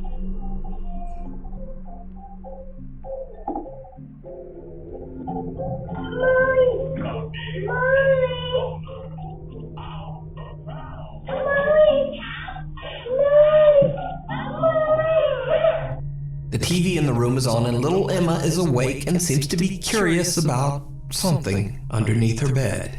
When she goes to investigate, the little girl appears to be getting pulled underneath the bed. Emma starts to cry and yells out for her mother, who soon wakes up and comes to her rescue. But just what happened to little Emma is unclear. Josh explains that he has no idea what happened to his daughter. He shows in a video that the space under Emma's bed is too small for anyone to have been hiding under there. So what do you think happened to... So here's my thing. He said the space underneath of it, it was maybe there's a hole cut and he was home pulling her through. I don't know. I don't know. I can't, like, this one here is, I don't know. I don't believe it.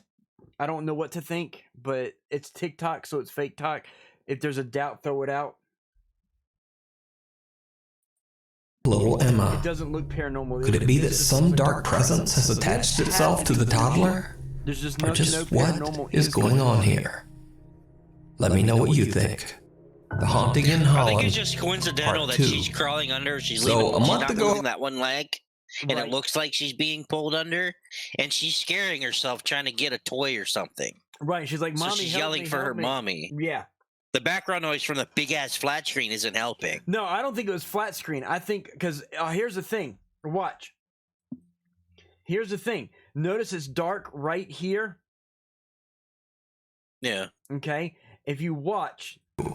But just what? You know, if it was a TV, the light would be flickering from the TV. There's no light flickering in here because it's night vision. It would have been even that's brighter. true. Yeah. So what you're hearing is not the TV. You're hearing some toy that's underneath her bed that she's going under her bed to get, and it's so small in there she's probably stuck and can't back out. Her legs are trying to push her out, and she just can't back out. She can only move forward. Yeah. And she's calling for her mom to help her get out of there because she can't go backwards. That's what I think is going on. What happened to little Emma is unclear. Josh explains that he has no idea what happened to his daughter. He shows them. Look, you called it right. Look, watch. No. Hang on. Damn it. She's pushing herself under. She's crawling under. She puts her foot on this wall. Watch. Yeah. Curious about something underneath her bed. When she goes to investigate, the little girl appears to be getting pulled underneath the bed. Now watch. Emma starts to cry. Right there. Her foot goes right there, and she goes to push herself under. Yells out for her mother, who pushes. Soon wakes up and comes to her rescue. But just what happened to little Emma is unclear. Josh explains that he has no idea what happened to his daughter. Yep. She had her foot. I mean, it does look like she's being pulled under, but she's crawling under. She's crawling under. He shows in a video that the space under Emma's bed is too small for anyone to have been hiding under there. All dolls are creepy. So what do you think happened to little Emma? Could it be that some dark presence has attached itself to the toddler? Or just what is going on here? Let me know what you think. The Haunting in Holland, Part 2. So, a month ago I featured a spooky video from an anonymous Dutch YouTuber named Sabia L. Okay, real quick. Did we watch this one? I don't remember. I think we did. That looks familiar. It looks familiar, but here's the thing. One, the camera angles. Yeah. Every time something like looks like the girl wasn't kicking though. She wasn't kicking, she was pushing. Now, this is the previous video. As we know, with any haunted, like her doors are going to pop open and things are going to move because someone's around that corner with strings and shit popping it around. Most all videos like this contain somebody off in the corner somewhere pulling strings. I just want to point that out. Okay, I just have to ask something. Is North America the only country that has full-size fucking fridges? No. Over in UK, they do too. Are you sure? Yeah. Because I've been watching this show called Grime Fighters, and every fucking show, every friggin' host they go into got these tiny little ovens and these tiny little fridges.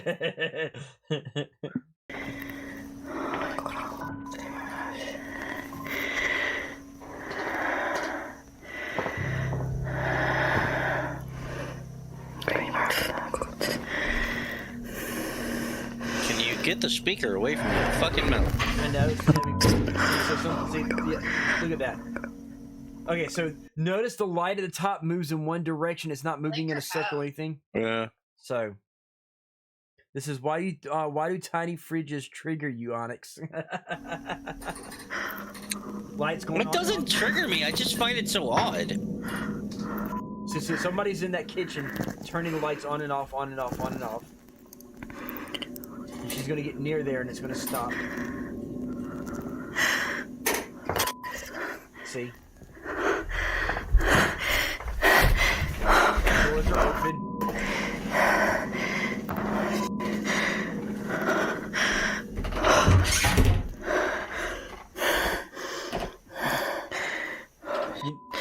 You know she won't show what's on that left side.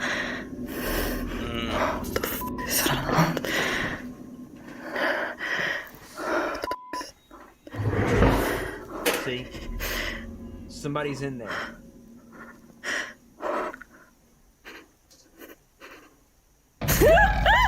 At the time, the video was a bit of a mystery, as all the information I had was her YouTube username, Sabia L, and that she was living in Holland. But since then, I've actually been able to contact Sabia and ask her about her videos. Sabia shared with me that she lives in a small apartment in Holland in a house that was built in 1923. She says she doesn't really know the history of the house, but that ever since she moved in last year, she noticed a presence in the home. Cabinet doors open and close on their own. Things move, and on multiple occasions she has seen a dark shadow out of the corner of her eye. Sabia says that she was a skeptic before she moved in, but after experiencing the repeated paranormal activity, she became a believer. Now, after I featured Sabia L's video last time, she received many encouraging comments from Nuke's Top 5 viewers, and so she decided to start filming more of the strange activity in her home. One night, she captures something downright creepy.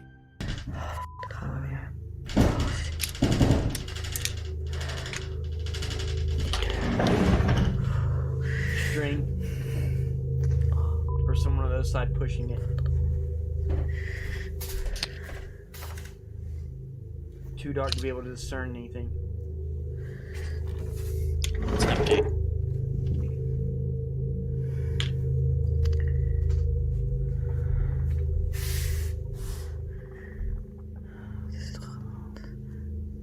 That TV wasn't on a minute ago. Creepy ass keukentje.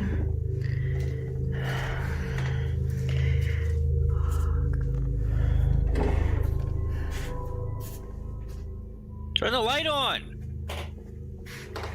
Kijk, dat bedoel ik dus. Dat is het licht. See, it's a person flipping switches because off, on, off, on. Where's the light switch at, though? See, as I'm saying, it's inside there because you can hear the click of the light switch if it was electric. If it was electric and paranormal, it wouldn't need that flip switch. Zie, er is hier dus. Dit is dus het lichtknopje.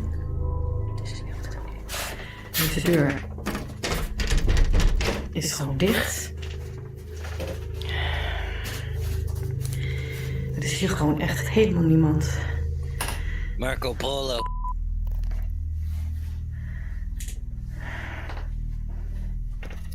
Zie je zo'n ding? Kijk. Yeah, turn the light on and she's gonna see a figure.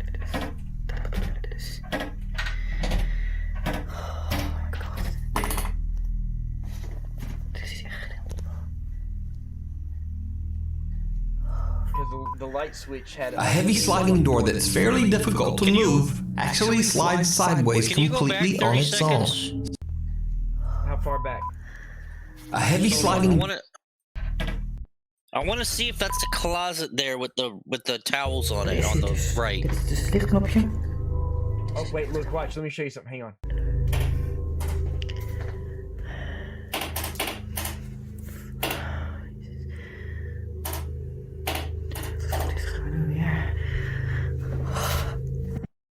Now watch this.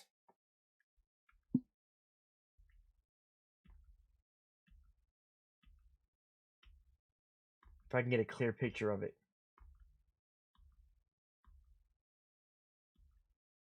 I'll wait till she shows it again, but that switch, we need to pay attention to that. Now look at that switch. You notice something's missing right there? I have no idea what that would be, though. What do switches look like in Holland? Like a plug-in? Like, see, I had to look it up. We'd have to investigate it. Holland. What are they called? Plug-in? Sockets. Holland plugs in sockets. Okay, let me see. Electrical outlet is what Cellcat says. So that is that's an electrical outlet.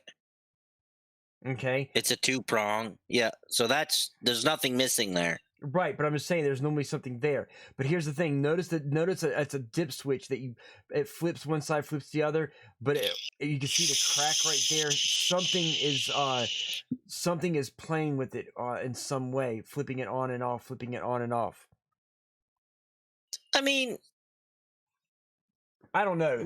I don't know. I mean, like, this one's odd because I can't do nothing with this one. Dit knopje. Deze deur is gewoon dicht. Maybe the person er is hier gewoon echt helemaal niemand. Hanging up above the roof or something. I mean, my biggest issue with this is if you're that scared, why wouldn't you just fucking move? Right? Kijk.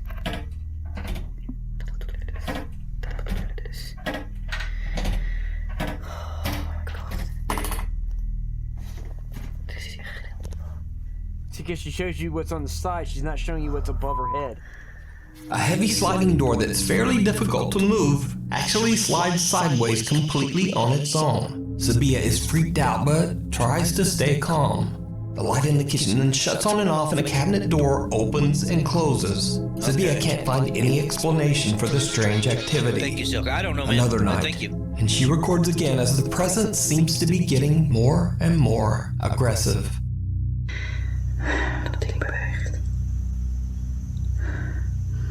The TV's off again. Yeah. Kijk.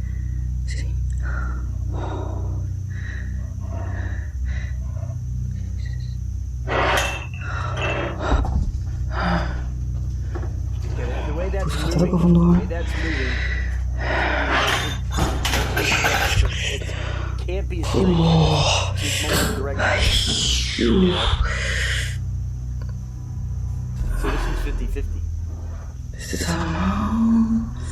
Ik vind het helemaal niet leuk. See, I love how it happens where she aims the camera. It happens in the spot. It's telegraphic. What is that? One of the picture frames.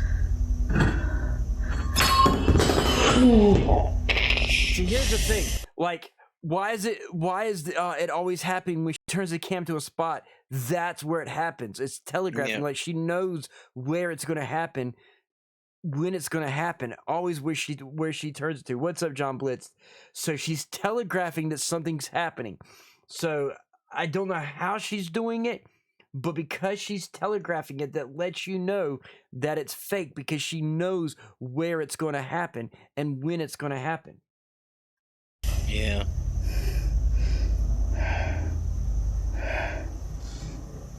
Oh my god. Ik ben dus helemaal alleen. Oh, dat ding. Oh. Oké, ik ga hier weg. Wat te veel in mijn huis. And then, only 2 days later, Sabia captures something else. Something absolutely horrifying.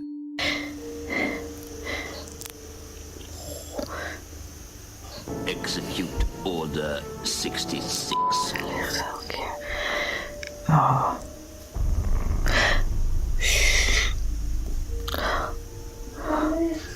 Dat was een stem. Oh, Jezus. It's too corporeal of a voice. That's too clear. It's not.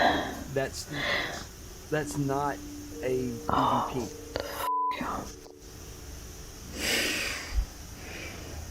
Sabia watches from her bedroom as all of her lights flicker on and off. She suddenly hears the voice of what sounds like a young girl, but the voice is so low and muffled that it's barely comprehensible in Dutch. But that's not even the creepiest part of the video. Well, the thing about the light switches and all did that you see shit. it? Watch one more time. What did we see? Hold on.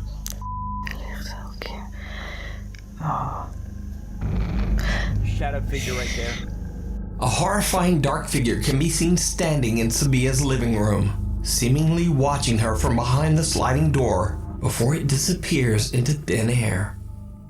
So is Sabia's home haunted by a dark presence? Let me know what you think. You can watch all of Sabia L's paranormal encounters over on her YouTube channel, Sabia L. If you see a video that you think would be perfect for the top 5, or if you have a ghost hunting channel and you caught something great, contact me at nukestop5@gmail.com. The Highway 5 Ghost Girl. It could be. This next video, posted to Reddit by user Lil Goth Doll, was recorded from a monitor, then screen capped on a phone before it finally made its way to the internet. So it's a bit potato quality. Nevertheless, the video is chilling. It was pulled from the dashcam feed of 2 truck drivers after a very frightening incident. So real quick, this one's a dash cam feed, so we know there's gonna be a 15 frames per second CCT video. So, one night 2 truckers are driving on Highway 5 in Lynn, Alabama, when they get the scare of a lifetime. Okay, Alabama's pretty haunted. I think I've seen this before.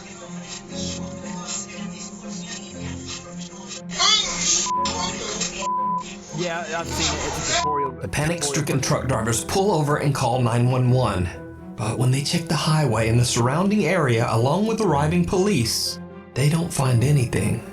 There's just no one there. Because she ran away. After the truck drivers request a viewing of the footage recorded that night on Highway 5, they are shocked. Just like they thought there is in fact a girl in a long dress walking across the road, seemingly getting hit by their truck. They later find out that there's a well-known ghost story associated with this road, Highway 5 in Lynn, Alabama. The story goes that 10 years ago on a rainy night, a teenage girl on her way home from her high school prom lost her life on the road after being hit by an 18-wheeler truck. Over the years, many truck drivers claim that they have witnessed a girl wearing a prom dress on Highway 5. So could it be that these truck drivers captured the prom dress ghost of Highway 5? Their reactions certainly look convincing, but as always, you decide.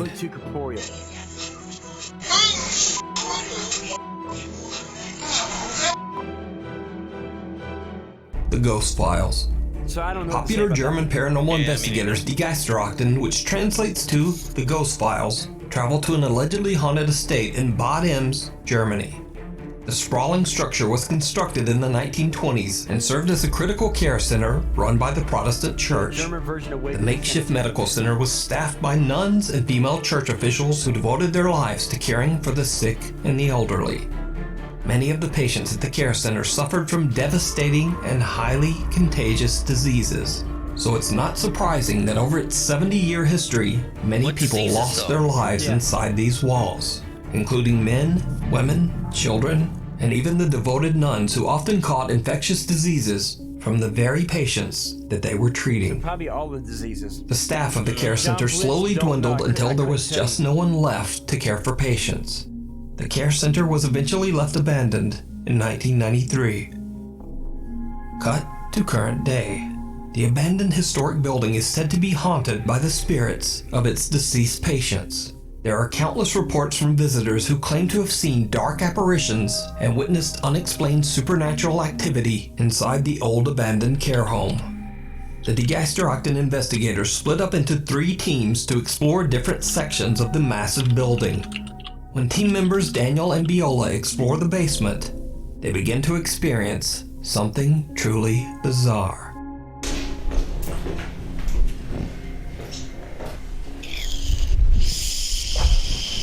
John Blitz is because we're not actually talking right now. So I'm trying to minimize my talking. Achso. Achso. Das klang gerade wie eine Stimme. Ja, stimmt. Einfach durch so eine Tür gehen. Hast du das gehört? Hallo? Ist jemand bei uns? The voice that I just heard seemed fake. Well, why would you hear a child's voice in a fucking critical care hospital for adults? War gerade schon wieder Fritte. But they had children there at one time, though. Hallo? Are you sure? Yeah.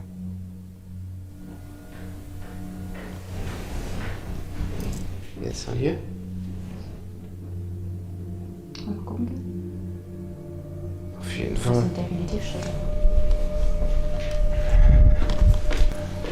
Hast du das gehört? Halt mal. Was war? Das hat ein bisschen knallt. Footsteps on the steps. Anybody can be at certain heights walking up and down. Hallo?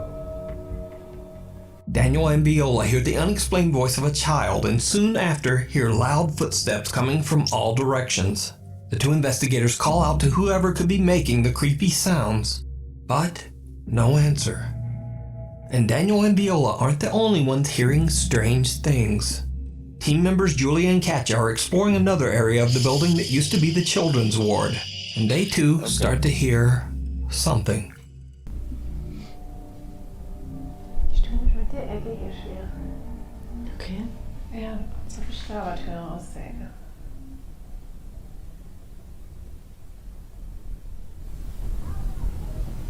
Das hört sich an, als ob Now that one sounded like a Ja, ich hab's auch gehört.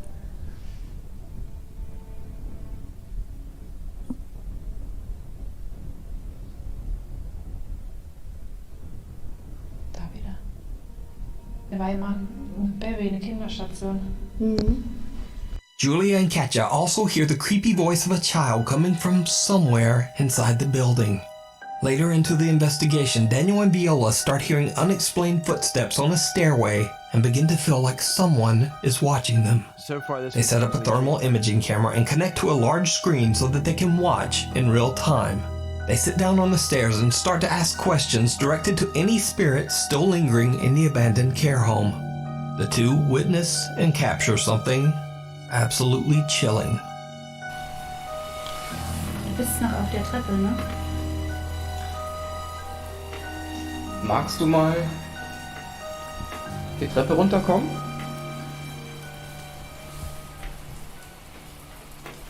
Komm doch mal zu uns. Setz dich doch mal zwischen uns. You see, if it's gonna be ghost, it's gonna come out with a blue color. Das ist eiskalt. Umso länger wir miteinander reden, umso mehr werdet ihr, ne? Gibt's irgendeinen Kommunikationsmechanismus, in dem ihr euch, wenn ihr mit uns redet, wenn ihr mit Menschen allgemein redet, So far, I see nothing. der dann die anderen Energien anzieht? See that right there? It comes up red. Yeah. Hinter uns und an If it deiner was rechten paranormal, Schulter. it would be blue because if it's generating heat, Ja, aber es sieht gerade so, bei dir rechts ist it wouldn't be a sieht ghost. aus, als würde sich da irgendwas manifestieren. One of them farted or something. Also wir können dich, quasi wir können dich sehen über unsere Technik, können wir dich so ein bisschen sichtbar machen. They come up red. Magst du mal meine rechte Hand berühren? Ghosts don't produce heat. They produce the opposite. They would produce a cool temperature, which would be an extreme blue. So what we saw there was a push of gas. I saw that. You see that The one? investigators watch as thermal shapes and distortions seem to appear all around them. One figure seems to rise up right between them, and another shape even seems to touch Daniel's hand. Meanwhile, Julie and Katja, who are exploring a different section of the large building, are also beginning to feel like they are not alone. Wavering off. They just don't know what they're doing, so they don't know how to interpret it. And they're talking about that being an orb. It's not. Hallo? Real quick, Daniel? guys. Let me go ahead. This is a version of Paranormal 101. Feel like they are not alone. So right there, they want to focus on that orb. Okay, that's not an orb because it doesn't produce light, because you would see it in the dark, and both of them would see it. It wouldn't be if it only shows up in the camera, it's a dust particle. It has to show up everywhere else as well. So this is a dust particle that you're seeing in the center right here. Just want to point that out to you guys. Okay, da war ein kleiner. See, there was a little orb, but yet you look right here. You don't see it. It's not producing Hallo? light. It's camera only, which means Daniel? it's a dust particle. They just don't know the difference between dust particles and orbs. Wer ist da? Jetzt ist jemand da. Hallo?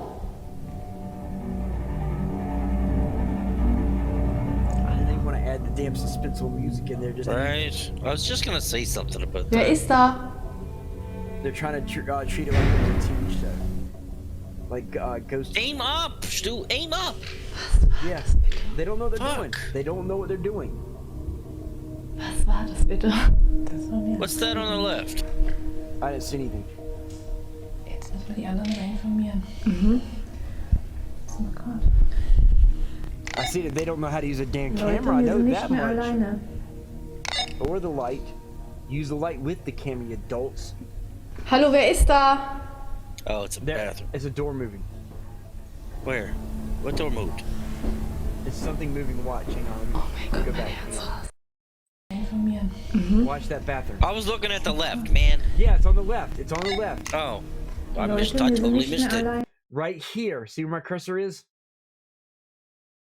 Okay, I'm looking. Watch that. No. Just keep your eyes there. Hallo, wer ist da? See it? Okay, yeah. Oh mein Gott, mein Herz rast. Hallo?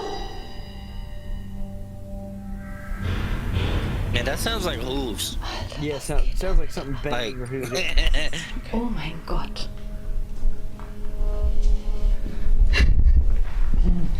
Julie and Katja hear disturbing sounds and movement coming from somewhere near them. Because the sounds are so loud, they think there might actually be another person in there with them. they decide to just get out of there. Using their walkie-talkies, they call the rest of the team back to their meeting point. But whatever is in the building seems to follow them. What happens next shocks them all.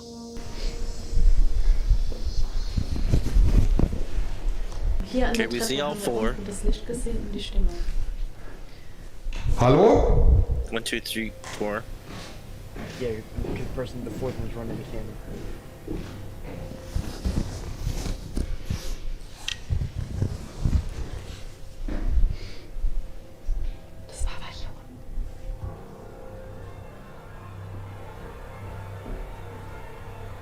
Stefan? Ja. Hinter uns. There's 5 of them. Das klang gerade wie Stöckelschuhe. Habt ihr das gehört? Ja. Fast wie vorhin auf der Treppe. Stöckelschuhe. Stöckelschuhe. Ganz eindeutig. Hallo?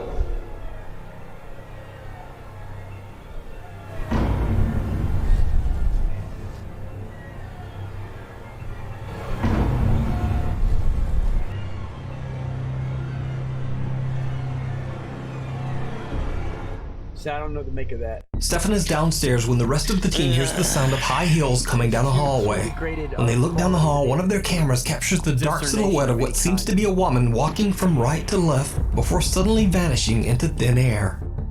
So did the Geisteracten capture the spirits of deceased patients that are said to haunt the abandoned building? And if not, just what did they capture? You can watch this full 2-hour episode and many more creepy investigations over on the YouTube channel, The Geisteracten. Thanks for watching. Please follow me on Instagram here and on Twitter there. And hopefully I'll see you next week. Okay, so that is that. Anyway, guys. So that was two sets of videos, 10 videos, guys. 2 of the stuff that we got are actually really good. Thanks to Tabitha and Onyx Demon, I got some videos to do some more research on and get some information. Tabitha said, I don't know. I can't tell if it's corporeal or not. Neither can I. The heat thing, if fake, though. So I'm sure the whole thing is. Yeah, like I said, the heat vapors when you do when you're using thermal cameras of any kind for paranormal investigation, you're looking for cool temperatures. So you're looking for cool temperatures, which will resonate as a blue color in thermal, whether it's a FLIR camera or a generic camera. It always comes in as a blue color, not a purple, not a red, not a yellow. Once it gets to yellow and orange, that means it's super hot. Red is it's kind of warm, and then purple gets into even less warm, and then you go into blues, and the brighter blue it is, the colder it is. Okay, so if you're seeing purples and reds, it's warm, it's not cold, it's not cool, which means it can't be something that's dead and a spirit. It's giving off heat, which means it's resonating off their bodies, because guess what, guys? Heat rises, so the heat's rising from up between them and rising up, and there's 2 of them there, creating a heat that's resonating up, and the heat vapors are rising up. When he was holding his hand, the heat vapors rose up out of his hand. Okay, heat rises, so it's heat, it's not cool. If it was a ghost, it would have been cold, because usually when you feel temperature changes, you're going to feel an extreme change of hot to cold in a paranormal investigation. It's supposed to dramatically turn cold in a paranormal investigation. One of them probably farted. That's exactly what Onyx Demon said. Onyx, like, one of them must have farted then. So the guy probably farted, and he probably hit a silent one and didn't want to tell a female with him. He's like, "Oh, did you see that? There's a ghost right there. I didn't fart. You didn't hear it. That's a ghost." So That wasn't blue, right? So yeah, it was definitely a fart. So yeah, so the guy probably farted, and he's like, "Oh, you see this? Look, I got vapors coming off my hand. That's a ghost too." And he's like, "Otherwise, he farted, and he didn't want to let his friend know that he farted, so he's trying to mask it as being a ghost." So yeah, paranormal farts, ladies and gentlemen, on the next Mystery Monday. Thank you, John Blitz. Exactly, paranormal farts. But yes. So we got 2 videos for us to further research from one set of videos. that one from the church we got to investigate, and then that one from that Hispanic lady. So we got some videos to investigate to get more details, so that myself and Onyx Demon and Hellfire and everybody can figure out a lot of information to pass off to you guys. So thank you all for being here. I'll catch you. I'll definitely be. I expect to see you guys next Monday. Yeah, Now, we're throwing that one out. Animate Savannah. Exactly, Animate Savannah. The ghost shadow with the high heels looked too predictable and clean. Exactly, Savannah. Exactly, it's too clean. It's that one there came out, especially with the vapors that they're thinking is a ghost. That one right there is completely, in my opinion, is fake. And thank you for completely debunkable. Yeah, real quick, I am going to do for her doing a comment. I am going to do a shout out to Savannah. You get one for Savage too. Yep, I'm gonna do that. What's his name? Solid Stranger. There we go. Doing some shout outs to you guys as well. So thank you. There's Solid Stranger right there. If Savannah was a paranormal was a streamer, it would have shown her videos. But hey, it's whatever. Thank you for both of y'all being here. Thank you for doing everything. Now, this is the point of the show that I always do. Friday is Fallout Fridays. Saturday starts my week. So be here on Friday and Saturday. Saturday is going to be Retro Rants, and then Sunday is Sunday Stream Salvation, where I teach you guys how to do really cool overlays and things like that and make your stream really cool. Those of you who are normally here and know my stuff, like Onyx Demon, know I know my stuff when it comes to graphics and videos and streaming. So be here for Friday, be here for Saturday. Thank you for being here. No one go anywhere, because it's my favorite part of the stream, where I get to show some love to other streamers. We're going to do a raid. Remember, #raid, #retroactive. If you're a stream demon, #stream demon. We are going to raid another stream demon. It's all about raid love. If you're a streamer, you know what it's like to want viewers. So right now I'm looking at who we got live, and I see that Mashi is streaming right now. So we're gonna go raid a fellow demoness. So again, #raid, #retroactive. Thank you for being here, guys. Thank you for being here. As always, doing TV shows and movies is my dream since I was 5. You guys are giving me a chance to live as close as possible to my dream. So I appreciate every single one of y'all for being here. Catch you next time, Friday, and don't forget my Mondays. Onyx Demon, thank you for being here in the chat with me. I greatly appreciate it. Hellfire, Jeff, and Tabitha, thank you for y'all's knowledge earlier in the stream when we were talking about Egyptian stuff. I greatly appreciate that as well. So again, catch y'all another time. Let's go ahead and drop this raid. What? Huh? What'd you say? Nothing. Oh, okay. Well, love you guys. I love you too.